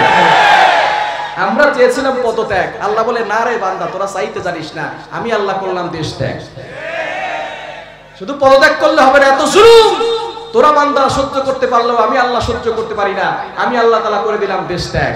সুতরাং যুগে যুগে যারা এই জুলুম করেছে তাদের পরিণতি এমনই হয়েছে, ভবিষ্যতেও যারা জুলুম করবে, অন্যায় করবে, তাদের অবস্থাও ফেরাউন আর নমরুদের মতো হবে। ঠিক কিনা বলেন? আল্লাহর সুন্নাত হচ্ছে অন্যরকম। আল্লাহ তাআলা বড় বড় জিনিসকে ছোট ছোট জিনিস দ্বারা সাইজ করেন। বাচ্চা আবরা হস্তি বাহিনী নিয়ে আসছে কাবা শরীফ ধ্বংস করবে, আল্লাহ পাক রব্বুল আলামিন পাঠাইছেন ছোট ছোট আবাবিল পাখি। ঠিক কি না? ছোট ছোট আবাবিল পাখি পাঠিয়েছেন, ঝাঁকে ঝাঁকে পাখি, এক একটা পাখির সাইজ একেবারে ছোট। তাদেরকে আল্লাহ পাক রব্বুল আলামিন মুখে আর 2 পায়ে 3টা পাথর কোনা দিয়েছেন, এক একটা পাথর কোনার সাইজ হচ্ছে মুসুরির ডালের মতো। ঠিক কি না? দেখছেন না মুসুরির ডাল ছোট ছোট? এরকম পাথর কোনা 3টা দিয়ে একটা পাখি পাঠিয়েছেন, এরকম ঝাঁকে ঝাঁকে পাখি পাঠিয়েছেন। এক পাথরের কোনা হাতির পিঠের উপরে পড়লে ছিদ্র হয়ে, নারীবুড়ি ছিদ্র হয়ে, পেট ছিদ্র হয়ে নিচ থেকে বের হয়ে গেছে। বলেন আল্লাহু আকবার। নমরুদ সবচেয়ে বড় সন্ত্রাস ছিল, আল্লাহ তাআলা সাইজ করছে ল্যাংড়া মশা দিয়া। কি মশা? আরো জোরে বলেন কি মশা? এরকম মশা আল্লাহর কাছে আছে না নাই? আল্লাহ বলেন সূরা ফাতহের 6 নম্বর আয়াতে, ওয়ালিল্লাহি জুনুদুস সামাওয়াতি ওয়াল আরদ, আল্লাহর বাহিনী আসমানেও আছে, জমিনেও আছে। এমন বাহিনী আল্লাহ কিছুদিন আগে পাঠিয়ে দিয়েছিলেন, আমরা দেখতেও পারি নাই, নাম দিয়েছি করোনা ভাইরাস। ঠিক কি না? সুতরাং আল্লাহর বাহিনী আছে না নাই? আল্লাহ তাআলা বড় বড় দলকে ছোট ছোট জিনিস দ্বারা ধ্বংস করে দিয়েছেন। ঠিক তদ্রুপ ভাবে আল্লাহ পাক রব্বুল আলামিন পূর্বের যে সরকার ছিল, আর্মি বাহিনী বলেন, র্যাব বাহিনী বলেন, নৌবাহিনী বলেন, সেনাবাহিনী বলেন, সব তাদের দলে, হাতুড়ি লীগ বলেন, সমস্ত লীগ তাদের দলে, অনেক বড় বড় সংগঠন ছিল। আল্লাহ পাক রব্বুল আলামিন শেষ পর্যন্ত এই ছাত্র সমাজ, ছোট্ট ছাত্র এই দলগুলোর মাধ্যমে আল্লাহ পাক রব্বুল আলামিন এই ছাত্র সমাজটাকে আবাবিল করে এই সরকারকে পতন ঘটিয়েছেন। ঠিক কিনা বলেন? সুতরাং এই জন্য যুগে যুগে যারা জুলুম করেছে তাদের আল্লাহ তাআলা পতন ঘটিয়েছে। সামনেও আমাদেরকে এই ঘটনা থেকে শিক্ষা নেওয়ার দরকার আছে না নাই? ইউসুফ আলাইহিস সালামের ভাইয়েরা ষড়যন্ত্র করে ইউসুফ আলাইহিস সালামকে কূপের মধ্যে ফেলে দিয়েছে। বলেন তো, কেনানের যে কূপের নিচে ফেলে দিয়েছে সেই কূপটা ছিল পুরাতন কূপ, নিচে পানি ছিল না বেশি, বড় বড় পাথর ছিল। বলেন তো ইউসুফ আলাইহিস সালাম নিচে পড়লে মাথা ফাটবে কি ফাটবে না? আরো জোরে বলেন, ফাটবে কি ফাটবে না? নবী হোক আর ওলি হোক, ইউসুফ আলাইহিস সালাম যদি নিচে পড়েন মাথা ফেটে যাবে। ঠিক কি না? ছেড়ে দেওয়ার পরে বলেন তো নিচে পড়তে কত সময় লাগবে? কত সময়? সাথে সাথে পড়ে যাবে। ঠিক কি না? আল্লাহ পাক রব্বুল আলামিন জিবরাইল সালামকে ডাক দিয়ে বলে, জিবরাইল, আমি কিন্তু আমার ইউসুফকে পরীক্ষা করতে চাই, আমার ইউসুফ নিচে পড়ার আগে তুমি দুনিয়াতে গিয়ে কেনানের সেই কূপের নিচে গিয়ে তুমি তোমার নূরের পাখা বিছিয়ে দাও। বলেন সুবহানাল্লাহ। জিবরাইল আলাইহিস সালাম বলেন, ইয়া রাসূলুল্লাহ, ইয়া হাবিবাল্লাহ, আমি কোথায় সিদরাতুল মুনতাহা আর কোথায় ইউসুফ আলাইহিস সালামের ভাইরা অলরেডি ইউসুফ আলাইহিস সালামকে কূপের মধ্যে ফেলে দিয়েছে। এমন সময় আল্লাহ আমাকে আদেশ করলেন, আদেশ শোনার সাথে সাথে আমার শরীরের প্রত্যেকটা পশম দাঁড়িয়ে গেছে, শরীর থেকে ঘাম বের হওয়া শুরু হয়ে গেছে। তারপরও আল্লাহর আদেশ আমাকে পালন করতেই হবে। আমি আমার 600 পাখা দিয়ে এমন ভাবে টান দিলাম, 7 আসমান ভেদ করে কেনানের সেই কূপের কাছে গিয়ে আমি আমার নূরের পাখা বিছিয়ে দিয়েছি। এখনো দেখি ইউসুফ আলাইহিস সালাম উপর থেকে নিচে পড়তেছে। বলেন না সুবহানাল্লাহ। 3 নাম্বার, নবীজি সাল্লাল্লাহু আলাইহি সাল্লাম যখন তায়েফে গেলেন কালিমার দাওয়াত দেওয়ার জন্য, যারা তায়েফে গেছেন তারা জানেন তায়েফ হচ্ছে মক্কা থেকে প্রায় 80 কিলোমিটার দূরত্বের রাস্তা। নবীজি সাল্লাল্লাহু আলাইহি সাল্লাম সেখানে গিয়েছেন এবং তায়েফ হচ্ছে মক্কা থেকে 5000 ফিট উঁচু রাস্তা। যারা হাজী সাহেব আছেন, হজ করেছেন এবং তায়েফ শহরে গিয়েছেন তারা জানেন তায়েফ শহরটা একেবারে পাহাড় ঘেঁষা রাস্তা, এভাবে উঠে উঠে 5000 ফিট উপরে উঠতে হয়। তখন তো কোনো প্রাইভেট কার ছিল না, মাইক্রো ছিল না। নবীজি সাল্লাল্লাহু আলাইহি সাল্লাম সেখানে গিয়েছিলেন এত কষ্ট করে, পায়ে হেঁটে হেঁটে তিনি তায়েফে চলে যেতেন কালিমার দাওয়াত দেওয়ার জন্য, যাতে করে তার উম্মতরা জান্নাতে যেতে পারে, জাহান্নাম থেকে মুক্তির ব্যবস্থা করে। এই জন্য নবীজি সাল্লাল্লাহু আলাইহি সাল্লাম তায়েফে গেলেন। তায়েফের লোকের আমার নবীকে চিনতে পারে না। আমার নবীকে একবার নয়, দুইবার নয়, তিনবার নবীজিকে বেহুশ করে রাখা হয়েছিল। যেখানে নবীজি সাল্লাল্লাহু আলাইহি সাল্লাম বেহুশ হয়ে পড়েছিলেন, ওই জায়গায় একটা মসজিদ হয়েছে হযরত আব্বাস রাদিয়াল্লাহু তাআলা আনহুর নামে। যারা হাজী সাহেব আছেন ওইখানে হয়তো গিয়েছেন, 2 রাকাত নফল নামাজ পড়ার সুযোগ আমারও হয়েছে। আমি 2 রাকাত নফল নামাজ পড়লাম আর কান্না করলাম, আল্লাহকে বললাম, আল্লাহ আমার নবীর চেহারা এত সুন্দর ছিল, কিভাবে তায়েফের লোকেরা আমার নবীকে আঘাত করতে পারলো? ইউসুফ আলাইহিস সালামের চেহারা কিন্তু সুন্দর ছিল। সূরা ইউসুফের 31 নম্বর আয়াত সাক্ষী, মিশরের নারীরা ইউসুফ আলাইহিস সালামের চেহারা দেখে আঙ্গুল কেটেছে। কোরআন বলে, ওয়া কাত্তানা আইদিয়াহুন্না ওয়া কুল্লা হাশা লিল্লাহি মা হাদা বাশারা ইন হাদা ইল্লা মালাকুন কারীম। এটা তো কোনো মানুষ না, এটা হলো সম্মানিত ফেরেশতা। মিশরের নারীরা ইউসুফ আলাইহিস সালামের চেহারা দেখে আঙ্গুল কেটেছে। আর আমার নবীর চেহারা এত সুন্দর ছিল, আমার নবীর চেহারা দেখেই কাফেররা মুসলমান হয়ে গেছে। বলেন সুবহানাল্লাহ। সেই নবীকে একবার দুইবার নয়, তিনবার নবীজি সাল্লাল্লাহু আলাইহি সাল্লামকে বেহুশ করে রাখা হয়েছে। নবীজি সাল্লাল্লাহু আলাইহি সাল্লামের সাথে ছিলেন পালক পুত্র যায়েদ রাদিয়াল্লাহু তাআলা আনহু। যায়েদ রাদিয়াল্লাহু তাআলা আনহু একটা কাপড় দিয়ে যেখান থেকে রক্ত বের হয় সেখান থেকে রক্তগুলো মুছে দিচ্ছিলেন। রক্ত মুছতে মুছতে সেই কাপড়টা ভিজে গেছে, আর রক্ত শোষণ করে না। নবীজি সাল্লাল্লাহু আলাইহি ওয়াসাল্লাম সেই রক্তে ভেজা কাপড় দিয়ে যেখান থেকে রক্ত বের হয় সেখান থেকে রক্তগুলো মুছতেছিলেন। এমন সময় রক্ত যখন আর শোষণ করে না কাপড়, তখন যায়েদ রাদিয়াল্লাহু তাআলা চোখের পানি ছেড়ে দিয়ে বলেন, ওগো নবীজি, যেই কাপড় দিয়ে রক্ত মুছতেছেন সেই কাপড় তো আর রক্ত শোষণ করে না, কাপড় দিয়ে মুছলে রক্ত চামড়ার ভিতরে প্রবেশ করে না, তারপর আপনি কেন বারবার এখান থেকে রক্ত মুছতেছেন? নবীজি সাল্লাল্লাহু আলাইহি সাল্লাম বলেন, ওগো যায়েদ, যদিও তায়েফের লোকেরা আমাকে চিনতে পারে নাই, কিন্তু আমার এক ফোঁটা রক্ত যদি তায়েফের জমিনে পড়ে যায়, তায়েফের জমিন আমার রক্ত চিনতে 1 সেকেন্ডও দেরি করবে না, সাথে সাথে জমিনে ভূমিকম্প শুরু হয়ে যাবে। এমন সময় নবীজি সাল্লাল্লাহু আলাইহি সাল্লামের পা মোবারক ভেদ করে রক্তে রঞ্জিত হয়ে 1 ফোঁটা রক্ত জমিনে পড়ে যাবে। আল্লাহ পাক রব্বুল আলামিন জিবরাইল আলাইহিস সালামকে ডাক দিয়ে বলেন, ও জিবরাইল, দেখো আমার নবীর 1 ফোঁটা রক্ত জমিনে পড়ে যাবে। ওয়া মা আরসালনাকা ইল্লা রাহমাতাল লিল আলামিন, আমি আমার নবীকে রহমত হিসেবে দুনিয়াতে নাজিল করেছি। ওয়া মা কানা আল্লাহু লিউআযিবাহুম ওয়া আনতা ফীহিম, আমার নবী যেখানে থাকবে সেখানে আমি আযাব দিব না, সেখানে গজব আসবে না, কিন্তু 1 ফোঁটা রক্ত যদি জমিনে পড়ে যায় আমি আল্লাহর অর্ডার দিতে হবে না, সাথে সাথে জমিনে ভূমিকম্প শুরু হয়ে যাবে। আল্লাহু আকবার। নবীজি সাল্লাল্লাহু আলাইহি সাল্লামের 1 ফোঁটা রক্ত যখন জমিনে পড়ে যাবে, আল্লাহ পাক রব্বুল আলামিন জিবরাইল সাল্লামকে বললেন, ও জিবরাইল, তাড়াতাড়ি যাও, আমার নবীর 1 ফোঁটা রক্ত জমিনে পড়ার আগে তুমি তোমার নূরের পাখাগুলো বিছিয়ে দাও। বলেন আল্লাহু আকবার। জিবরাইল আলাইহিস সালাম যখন তিনি গেলেন, নবীজি সাল্লাল্লাহু আলাইহি সাল্লামকে বললেন, ইয়া রাসূলুল্লাহ, ইয়া হাবিবাল্লাহ, আমি কোথায় সিদরাতুল মুনতাহায়, আর কোথায় আপনার রক্তের ফোঁটা জমিনে পড়ে যাবে।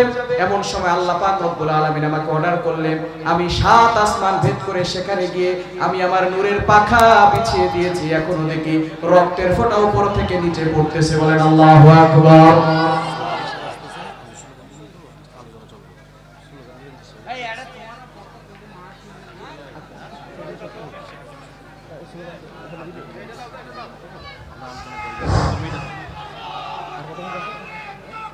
আমাদের মাঝে উপস্থিত হচ্ছেন আজকে মাহফিলের প্রধান অতিথি বীর চট্টগ্রামের সিংহপুরুষ জননেতা শাহজাহান চৌধুরী, সাবেক এমপি চট্টগ্রাম রোডের সন্তানের মহলেরা দুজনপাড়াবাসীর পক্ষ থেকে প্রধান অতিথির আগমন নারায়ে তাকবীর, শাহজাহান চৌধুরীর আগমন দুজনপাড়াবাসীর পক্ষ থেকে আলহামদুলিল্লাহ। আমাদের মাঝে উপস্থিত হয়েছেন আজকের অনুষ্ঠানের প্রধান অতিথি বীর চট্টগ্রাম সিংহপুরুষ সপ্তাহে মহানগর নয়নের মণি বাংলাদেশ জামায়াত ইসলামী চট্টগ্রাম মহানগর নয়নের আমির জননেতা আলহাজ শাহজাহান চৌধুরী, জননেতা আলহাজ শাহজাহান চৌধুরী।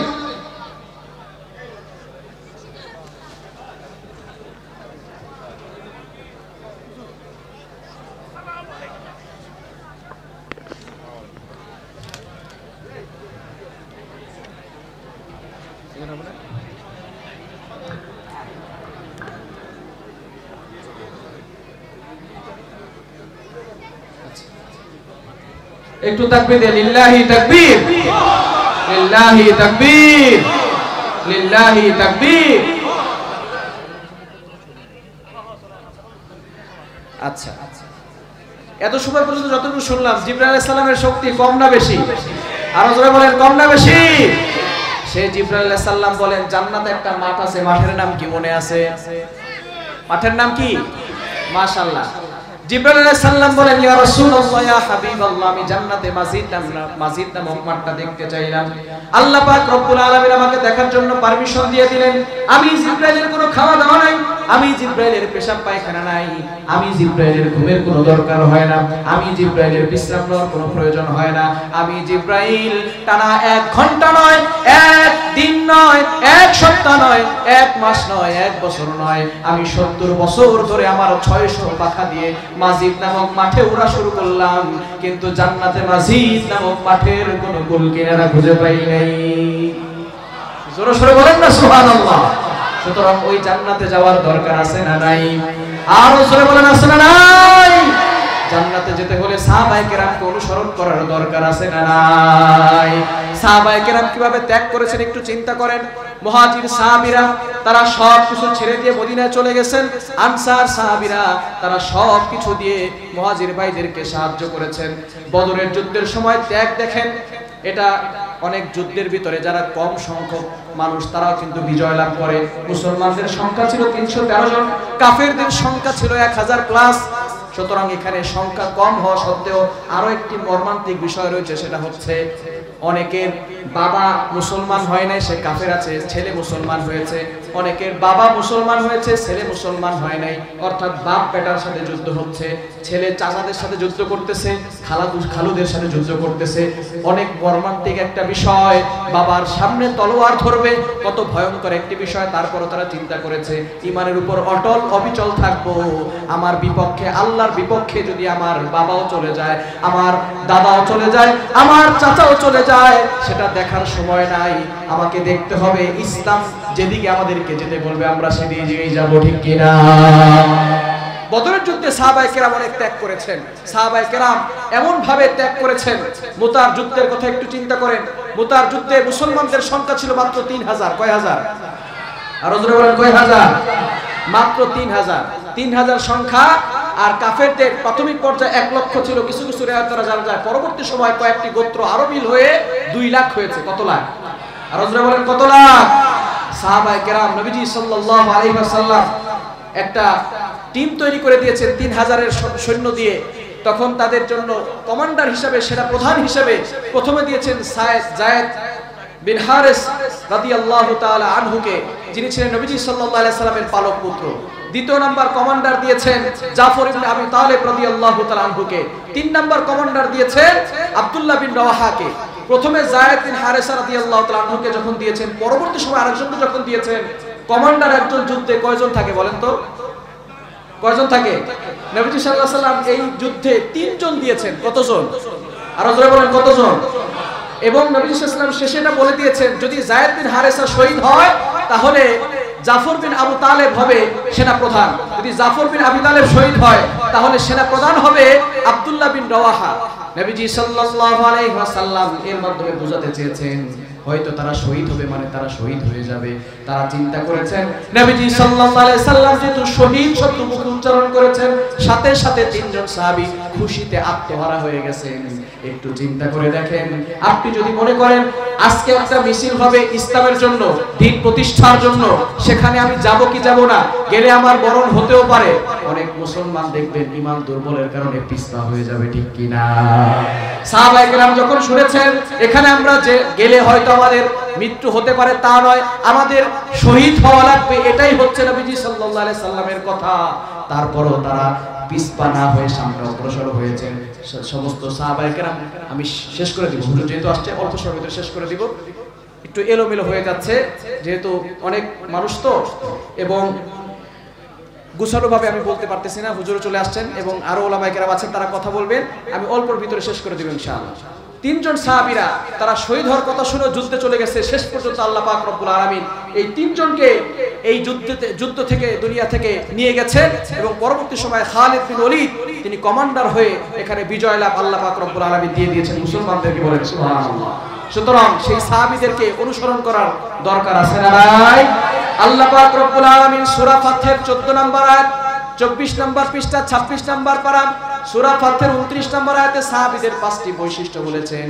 এই 5টি বৈশিষ্ট্যের কারণে যদি আমরা অনুসরণ করতে পারি আমাদেরকেও জান্নাত দিবেন তিনি কে? আল্লাহ বলছেন মুহাম্মাদুর রাসূলুল্লাহ ওয়াল্লাযীনা মাআহু আশিদ্দাউ আলাল কুফফারি রুহামাউ বাইনাহুম। মুহাম্মদ সাল্লাল্লাহু আলাইহি সাল্লাম এবং তার সাথী যারা আছেন অর্থাৎ সাহাবায়ে কেরাম যারা আছেন তাদের কয়েকটি বৈশিষ্ট্য আল্লাহ পাক রব্বুল আলামিন নিজেই বলে দিয়েছেন। এক নাম্বার বলেছেন ওয়াল্লাযীনা মাআহু আশিদ্দাউ আলাল কুফফারি রুহামা, তারা কাফেরদের ব্যাপারে ছিলেন খুব কঠোর আর মুসলমানদের ব্যাপারে ছিলেন খুব নরম। এক নাম্বার কাফেরদের ব্যাপারে কঠোর আর মুসলমানদের ব্যাপারে খুব নরম। কিন্তু দুঃখজনক হলো সত্য, আমরা কাফেরদের ব্যাপারে নরম আর নিজ ভাইয়ের ব্যাপারে খুব গরম, ঠিক কি না? আর রাসূল বলেন ঠিক কি না? কাফেরদের ব্যাপারে গরম হতে হবে। কিন্তু দুঃখজনক হলো সত্য, আজকে যুব সমাজ আর্জেন্টিনা আর ব্রাজিল নিয়ে পড়ে আছে, ইহুদি খ্রিস্টানদের কৃষ্টি কালচার ফলো করতেছে। যুবক, তোমার বিল্ডিং এর ছাদের উপরে কালিমার পতাকা কখনো ওড়ে নাই, বাংলাদেশকে ভালোবেসে বাংলাদেশের পতাকা উড়াতে পারো নাই, অথচ আর্জেন্টিনা ব্রাজিলকে ভালোবেসে তাদের পতাকা তুমি তোমার বাসার ছাদের উপরে উড়াতে পেরেছো। কালিমাকে ভালোবেসে কালিমার পতাকা উড়াতে পারো নাই, তুমি এখনো নবীর আশিক হতে পারো নাই, তুমি আর্জেন্টিনার ব্রাজিলের আশিক হয়েছো, ঠিক কিনা বলেন? এজন্য নবীর আশিক হওয়ার দরকার আছে না নাই? নবীর আশিক হতে হলে সাহাবায়ে কেরামের মতো নবীজিকে ভালোবাসতে হবে। নবীজিকে ভালোবাসতে হলে সাহাবায়ে কেরামের মতোই ভালোবাসতে হবে, আর না হলে নবীর আশিক হওয়া যাবে। এক নাম্বার আল্লাহ বলে দিয়েছেন অবশ্যই কাফেরদের ব্যাপারে কঠোর হওয়ার দরকার আছে না নাই? দুই নাম্বার হচ্ছে মুসলমানদের ব্যাপারে থাকতে হবে নরম। আপনার ভাইয়ের সাথে আপনি ভালো ব্যবহার করবেন, আপনার প্রতিবেশীর সাথে ভালো ব্যবহার করবেন। কিন্তু অনেক নামাজ এমন আছে, নামাজ পড়ে কিন্তু ভাইয়ের হক দেয় না, আছে না নাই? নামাজ পড়ে বোনের হক দেয় না, আছে না নাই? নামাজ পড়ে কিন্তু যাকাতও দেয় না, আছে না নাই? যাকাত যদি আপনি না দেন তাহলে আপনার যেই সম্পদ, বাকি সম্পদগুলো আছে, এই টাকাটা হচ্ছে গরিবের হক। গরিবের হক যদি আপনি না দেন তাহলে গুনাহ আছে না নাই? আরো জোরে আছে না নাই? এই টাকাটা হারাম। হারাম টাকাটা যখন আপনার পেটের ভিতরে যাবে আপনার নামাজও কবুল হবে না, কোনো দোয়াও কবুল হবে। নামাজের বাইরে কয় ফরজ বলেন তো? কয় ফরজ? 7 ফরজ। শরীর পাক, কাপড় পাক, নামাজের জায়গা পাক। এক নাম্বার হচ্ছে শরীর পাক, দুই নাম্বার কি পাক? কাপড় পাক। আপনি মনে করছেন গোসল ফরজ হলে, সহবাস করলে শুধু গোসল ফরজ হয় আর গোসল করলেই শরীর পাক হয়ে যায়, নাপাকি লাগলেই মনে হয় শরীর নাপাক হয়, আর এটা ধৌত করলেই পাক হয়ে যায়। আপনি যে হারাম টাকার খাবার খাইছেন, শরীরটা পাক না নাপাক? আর জোরে বলেন পাক না নাপাক? হারাম টাকা দিয়ে কাপড় কিনছেন, এই কাপড়টা পাক না নাপাক? এই নাপাক কাপড় দিয়ে কিয়ামত পর্যন্ত নামাজ আপনি পড়তে পারবেন, 1 রাকাত নামাজও আল্লাহ কবুল করবে। এজন্য অবশ্যই হারাম থেকে দূরে সরে আসার দরকার আছে না নাই?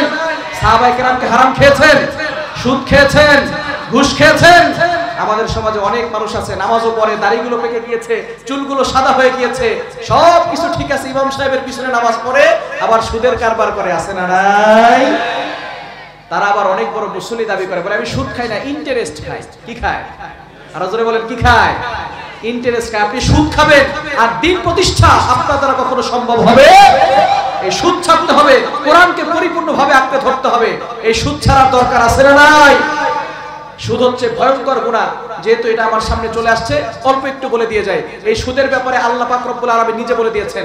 3 নাম্বার পারা 6 নাম্বার পৃষ্ঠার 3 নাম্বার লাইন, সূরা বাকারা 275 নম্বর আয়াতে আল্লাহ বলছেন, আহাল্লাল্লাহুল বাইআ ওয়া হাররামার রিবা।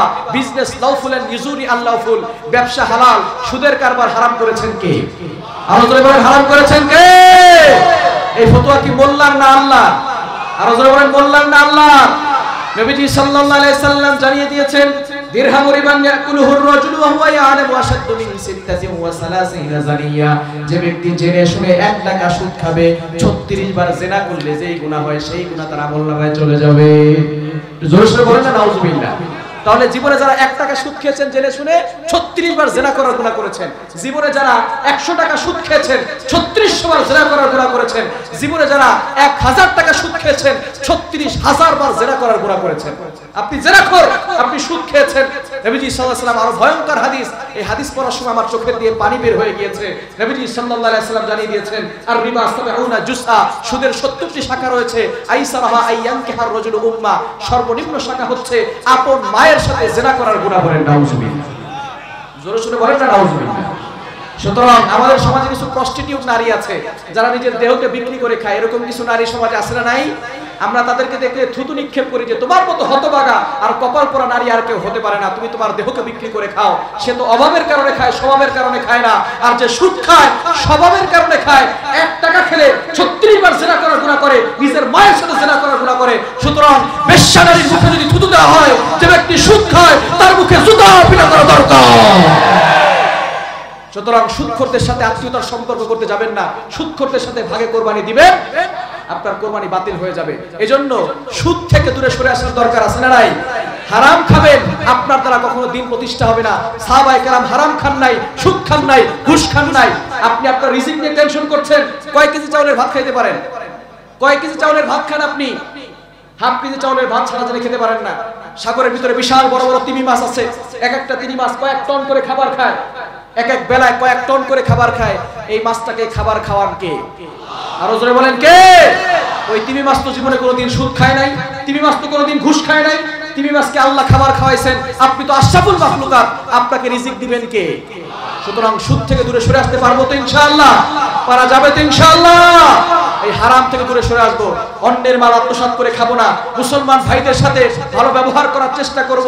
আমার প্রতিবেশী যারা আছে, আমার ভাই, আমার বোন, প্রত্যেকের হকগুলো পরিপূর্ণভাবে আদায় করে দিব। পারবো তো ইনশাআল্লাহ? এটাই হচ্ছে মুসলমানদের গুণ, সাহাবায়ে কেরামের গুণ। আল্লাহ পাক রব্বুল আলামিন বলছেন, মুহাম্মাদুর রাসূলুল্লাহ ওয়াল্লাযীনা মাআহু আশিদ্দাউ আলাল কুফফারি রুহামাউ বাইনাহুম। তারা কাফেরদের ব্যাপারে ছিলেন কঠোর, আর মুসলমান ভাইদের ব্যাপারে পরস্পর ছিলেন খুব নরম। আমরা এই নরম হতে পারবো তো ইনশাআল্লাহ?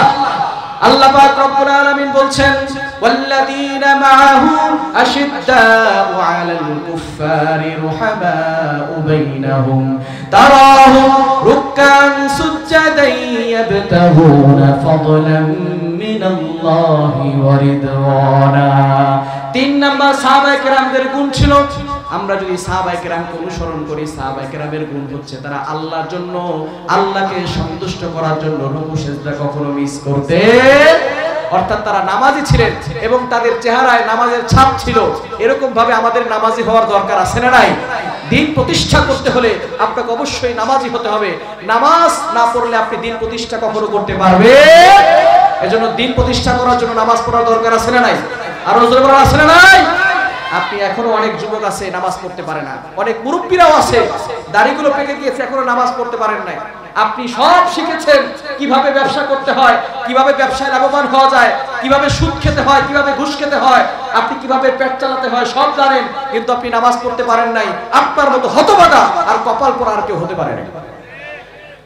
নিজেও নামাজ পড়তে পারে না, সন্তানদেরকেও নামাজ পড়া শিখায় না, এরকম যুবক আছে না নাই? অনেক মা বাবা আছে সন্তানদেরকে কোরআন শিখায় না, সন্তানদেরকে ইসলামিক মৌলিক জ্ঞানগুলো শিক্ষা দেয় না। সন্তানদেরকে নামাজ শিখাবেন, সন্তানদেরকে ইসলামিক মৌলিক জ্ঞানগুলো শিক্ষা দেওয়ার দরকার আছে না নাই? আল্লাহ পাক রব্বুল আলামিন নিজে বলে দিয়েছেন 28 নম্বর পারা 19 নম্বর পৃষ্ঠার 13, 14, 15 নম্বর লাইন সূরা তাহরিমের 6 নম্বর আয়াতে আল্লাহ বলছেন, ইয়া আইয়ুহাল্লাযীনা আমানু ওয়া ইউ হ্যাভ বিলিভার্স, হে ইমানদারগণ, কু আনফুসাকুম ওয়া আহলিকুম নারা, save yourself, save your family, তোমরা নিজেরাও বাঁচো, তোমার পরিবারকেও জাহান্নাম থেকে বাঁচাও। পরিবারকে জাহান্নাম থেকে বাঁচানোর দরকার আছে না নাই? নিজে 5 ওয়াক্ত নামাজ পড়েন, শীতের সময় ঠান্ডার শীতে আপনি নিজে উঠে নামাজ পড়েছেন, ইবাদত করেছেন। কলিজার টুকরা যুবক সন্তানটা নামাজ পড়ে না, তাকে আপনি রাতের বেলা ফজরের নামাজের সময় ডাক দেন নাই, সে রাস্তায় রাস্তায় দাঁড়িয়ে ইফটিজিং করে। যুবক, এই ইফটিজিং থেকে, হারাম কাজ থেকে যতদিন পর্যন্ত দূরে না সরে আসবে ততদিন পর্যন্ত তুমি পুরুষ হবে না, তুমি কাপুরুষ হয়ে থাকবে। ঠিক কিনা বলেন? রাস্তায় দাঁড়িয়ে যারা ইফটিজিং করে, মেয়েদের পিছনে যারা ঘুরে, যারা একটা মেয়ে সেকা দিলেই, প্রেম করার পরে সেকা খাওয়ার পরেই গলায় রশি দেয়, ওটা যুবক হতে পারে না, ওটা হলো কাপুরুষ। ঠিক কি বলে? যদি সাহস থাকে 4টা বিয়ে করে দেখাও, যদি হিম্মত থাকে খালিদ ইবনে ওলীদের মতো হয়ে দেখাও, খালিদ ইবনে ওলীদের মতো হাতে তরবারি নিয়ে সামনে অগ্রসর হও, বুক ফুলিয়ে ওমরের মতো সামনে অগ্রসর হও। তুমি একা দাঁড়ালেই সকল বাতিল দূর হয়ে যাবে। ঠিক কি বলে? এজন্য পুরুষ হওয়ার দরকার আছে না নাই? পারবো তো ইনশাআল্লাহ। সন্তানদেরকে কোরআন শিখাবেন, সন্তানদেরকে ধর্মীয় শিক্ষা দিবেন, তাদেরকে নামাজ পড়া শিখাবেন। সন্তানদেরকে যদি ধর্মীয় শিক্ষা না দেন তাহলে কিন্তু কঠিন বড় বিপদে পড়ে যাবেন। এজন্য সন্তানদেরকে ধর্মীয় শিক্ষা দেওয়ার দরকার আছে না নাই? আর জোরে বলা আছে না নাই? আমি যখন ইন্ডিয়া গিয়েছি, তাকবীর দেন একটু, হুজুর আসছেন, একটু তাকবীর দেন, হুজুর আসছেন জি, ও আচ্ছা আচ্ছা আচ্ছা, এদিকে তাকান, আমি অল্প সময়ের মধ্যে শেষ করে দেব ইনশাআল্লাহ। এদিকে এদিকে। আমি যখন কলকাতায় গিয়েছি, ত্রিপুরা থেকে কলকাতায় যাব, এক ভদ্রলোক আমাকে বলতেছেন, হুজুর আপনি কোথায় যাবেন? আমি বলতেছি আমি তো কলকাতায় যাব প্রোগ্রামে। উনি বলতেছেন, হুজুর ইফ ইউ ডোন্ট মাইন্ড, যদি কিছু মনে না করেন একটা প্রশ্ন করতে পারি? আমি বলতেছি আর কোনো সমস্যা নাই, প্রশ্ন করেন। উনি বলতেছেন, হুজুর আনসিং ইজ নাথিং, যেটা দেখি না সেটা বিশ্বাস করি না। আপনারা তো আল্লাহকে দেখেন না, বিশ্বাস করেন কেন? আমরা তো আল্লাহকে দেখি না, বিশ্বাস করি কেন? এই প্রশ্নগুলোর উত্তর যদি আপনি আপনার সন্তানকে না জানান, ইসলামিক মৌলিক জ্ঞানগুলো যদি তার ভিতরে না থাকে, তাহলে সে কঠিন বড় বিপদে পড়ে যাবে। এজন্য ইসলামিক মৌলিক জ্ঞানগুলো শিক্ষা দেওয়ার দরকার আছে না নাই? সে নাস্তিক, কোরআনও মানে না, আল্লাহকেও মানে না, সুতরাং শেষ পর্যন্ত তাকে যুক্তি দিয়ে দলিল দিতে হবে। বিমানে ওঠার পরে আমাদেরকে ছোট্ট একটা টিফিনের ব্যবস্থা করে, অনেক সময় বার্গার দিয়ে থাকে, অনেক সময় স্যান্ডউইচ দিয়ে থাকে। আমাদেরকে ওখানে স্যান্ডউইচ দিয়েছে, তো সেখানের একটা ঘেরান, খাবারের ঘেরান আছে না নাই? আরো জোরে বলা আছে না নাই? খাবারের একটা ঘেরান আছে। আমি তাকে বললাম খাবারের ঘেরানটা কেমন? উনি বলতেছেন খুব ভালো। আমি বললাম এই ঘেরানটা আমাকে দেখান। ঘেরান কি দেখা যায়? কি বলেন, ঘেরান কি দেখা যায়? বাতাস হয়, বাতাস কি দেখা যায়? এটাকে বলা অক্সিজেন, অক্সিজেন কি দেখা যায়? সুতরাং পৃথিবীতে অনেক বিষয় এমন রয়েছে যেটা না দেখেই বিশ্বাস করতে হয়। আল্লাযীনা ইউমিনুনা বিল গায়ব, আল্লাহ হচ্ছেন অদৃশ্য, আল্লাহকে দেখা যায় না, আল্লাহকে না দেখেই বিশ্বাস করেছি, এজন্যই আমরা মুসলমান হয়েছি। ঠিক কি না? এজন্য এই ইসলামিক মৌলিক জ্ঞানগুলো সন্তানকে শেখানোর দরকার আছে না নাই? সন্তানকে বিজ্ঞান পড়াচ্ছেন, সায়েন্স পড়াচ্ছেন, সায়েন্সের ম্যাক্সিমাম টিচার হচ্ছে নাস্তিক। সায়েন্সের ম্যাক্সিমাম টিচার, বিজ্ঞানের ম্যাক্সিমাম টিচার কি? নাস্তিক। আপনার সন্তান উল্টাপাল্টা যুক্তি দিবে। তারা বলে নবীজি সাল্লাল্লাহু আলাইহি সাল্লাম মেরাজ করে নাই, নবীজি সাল্লাল্লাহু আলাইহি সাল্লাম মেরাজ করে নাই। এটা যদি কেউ বলে তার ঈমান থাকবে? কি বলেন, ঈমান থাকবে না কাফের হয়ে যাবে? বিজ্ঞান আপনার সন্তানকে পড়াবে সূর্যের তাপমাত্রা হচ্ছে 1,40,00,000 ডিগ্রি সেলসিয়াসের তাপমাত্রা। সুতরাং দুনিয়ার তাপমাত্রা, আগুনের তাপমাত্রা হচ্ছে মাত্র 1500 ডিগ্রি সেলসিয়াস। এই 1500-1600 ডিগ্রি সেলসিয়াসের তাপমাত্রায় লোহা মোমের মতো গলে যায়। তোমার নবী সূর্যের তাপমাত্রা ভেদ করে 1,40,00,000 ডিগ্রি সেলসিয়াসের তাপমাত্রা ভেদ করে আরশে আজিমে কিভাবে গিয়েছে? সুতরাং নবীজি মিরাজ করে নাই। বলেন নাউজুবিল্লাহ। শুধু তাই নয়, তারা বলে মাউন্ট এভারেস্ট 29,000 ফিট উচ্চতা, সেখানে উঠতে গেলে অক্সিজেন নিয়ে যেতে হয়। অক্সিজেন ছাড়া মাউন্ট এভারেস্ট বিজয় করা যায় না, কেন উপরে মধ্যাকর্ষণ শক্তির কারণে অক্সিজেন পাওয়া যায় না। যারা বিজয় করেছে তারা পিছনে অক্সিজেন নিয়ে উপরে উঠেছে। এখন বিজ্ঞান আপনার সন্তানকে বলবে যদি উপরে উঠতে হয় তাহলে অক্সিজেন নিয়ে যেতে হয়। তোমার নবী তো 29,000 ফিট নয়, 7 আসমান ভেদ করে মেরাজ করেছে। তোমার নবী মেরাজ অক্সিজেন কোথায় পেয়েছে? সুতরাং আপনার সন্তানকে যখন এই শিক্ষাগুলো দেওয়া হবে, তখন আপনার সন্তান বাসায় এসে যদি বলে নবীজি মেরাজ করে নাই, সন্তানের ঈমান কি থাকবে? কি বলেন, ঈমান থাকবে? সুতরাং তাদেরকে দলিল দেওয়া দরকার আছে না নাই? কোরআনে হাজার হাজার দলিল আছে। ইব্রাহিম আলাইহিস সালামকে আগুনে নিক্ষেপ করেছিল নমরুদ, আল্লাহ পাক রব্বুল আলামিন সরাসরি কোরআনকে অর্ডার করেছে, কুলনা ইয়া নারু কুনি বারদাও ওয়া সালামান আলা ইব্রাহিম। সাথে সাথে এই আগুন ইব্রাহিম আলাইহিস সালামের জন্য শীতলময় ঠান্ডা হয়ে গেছে। বলেন সুবহানাল্লাহ। আর একটু জোরে জোরে বলেন না সুবহানাল্লাহ। ইব্রাহিম আলাইহিস সালামের জন্য আগুন ঠান্ডা হয়ে গেল, শীতলময়। সুতরাং আগুন কার কথা শুনে? সূর্য কার কথা শুনবে? চন্দ্র কার কথা শুনে? পানি কার কথা শুনে? সুতরাং তারা কোরআনের দলিল মানে না, তাদেরকে যুক্তি দিতে হবে। তারা বলে 1,40,00,000 তাপমাত্রা নবীজি ভেদ করে কিভাবে গেল? তাদের উত্তর হচ্ছে, বর্তমানে 2025 সালে এসে ওয়াটারপ্রুফ জ্যাকেট বের হয়েছে, যেই পোশাক পরে নদীতে ঝাঁপ দিলে পানি শরীরে স্পর্শ করে। আবার ফায়ার প্রুফ জ্যাকেট আছে, যেই পোশাক পরে ফায়ার সার্ভিসের লোকেরা আগুন নিভাতে যায়। সুতরাং এই পোশাক পরে আল্লাহু আকবার। তারা বলে মাউন্ট এভারেস্ট মাত্র 29,000 ফিট উচ্চতা, সেখানে উঠতে গেলে অক্সিজেন লাগে। নবীজি সাল্লাল্লাহু আলাইহি সাল্লাম কিভাবে আরশে আজিমে গিয়েছে, সেখানে অক্সিজেন পেয়েছেন। আমরা তাদেরকে বলতে চাই, মায়ের পেটের ভিতরে বাচ্চা প্রথম 4 মাস মরা থাকে। কয় মাস? আরো জোরে বলেন, কয় মাস? 40 দিন পর পর বাচ্চার গেটআপ চেঞ্জ হয়। প্রথম 40 দিন রক্ত, তারপরে 40 দিন গোশতের টুকরা, তারপরে 40 দিন হয় হাড্ডি দিয়ে। আল্লাহ পাক রব্বুল আলামিন 4 মাস পরে ওই বাচ্চার ভিতরে রূহটাকে ফুঁকে দেন। বলেন সুবহানাল্লাহ।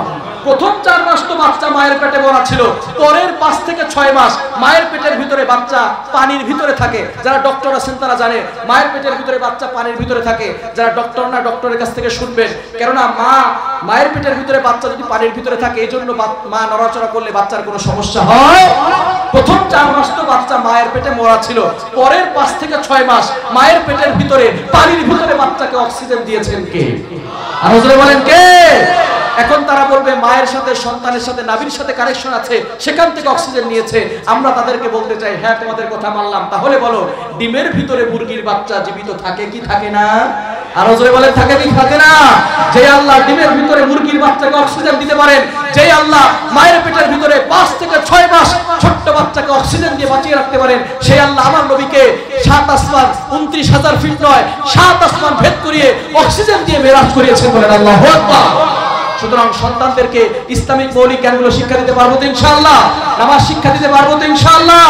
4 নাম্বার হচ্ছে ঈমান পরিপূর্ণভাবে আনতে হবে। 5 নাম্বার হচ্ছে ওয়ামিলুস সলিহাত, নেক আমল করতে হবে। সুতরাং সাহাবায়ে কেরামের মতো ঈমান শক্তিশালী করতে হবে। যুব সমাজ, ঈমানকে যদি শক্তিশালী করতে হয় তাহলে নামাজ পড়তে হবে, কোরআনের বিধানকে পরিপূর্ণভাবে আঁকড়ে ধরতে হবে। আমাদের ঈমান যদি শক্তিশালী হয়, আমরাও সাহাবায়ে কেরামের মতো হাতে তরবারি নিয়ে বাইতুল মাকদাস ফিলিস্তিনকে বিজয় করার জন্য, মুসলমানদের ভূখণ্ড আবারও কব্জা করার জন্য যদি উপর থেকে ডাক আসে, তাহলে আমরা সকলেই জিহাদের জন্য প্রস্তুত হয়ে যাব। ঠিক কিনা বলে? আমার মুসলমান বন্ধুগণ, আমরা ন্যাশনালিজম দেখেছি, কমিউনিজম দেখেছি, সেকুলারিজম দেখেছি, বাবার শাসন দেখেছি, মেয়ের শাসন দেখেছি। একটি বারের জন্য 1,500 বছর আগে হেরা গুহায় যে কোরআন নাযিল হয়েছিল, সেই কোরআন পার্লামেন্টে দেখতে চাই। কারা কারা আছে দোয়া করে আল্লাহ বলে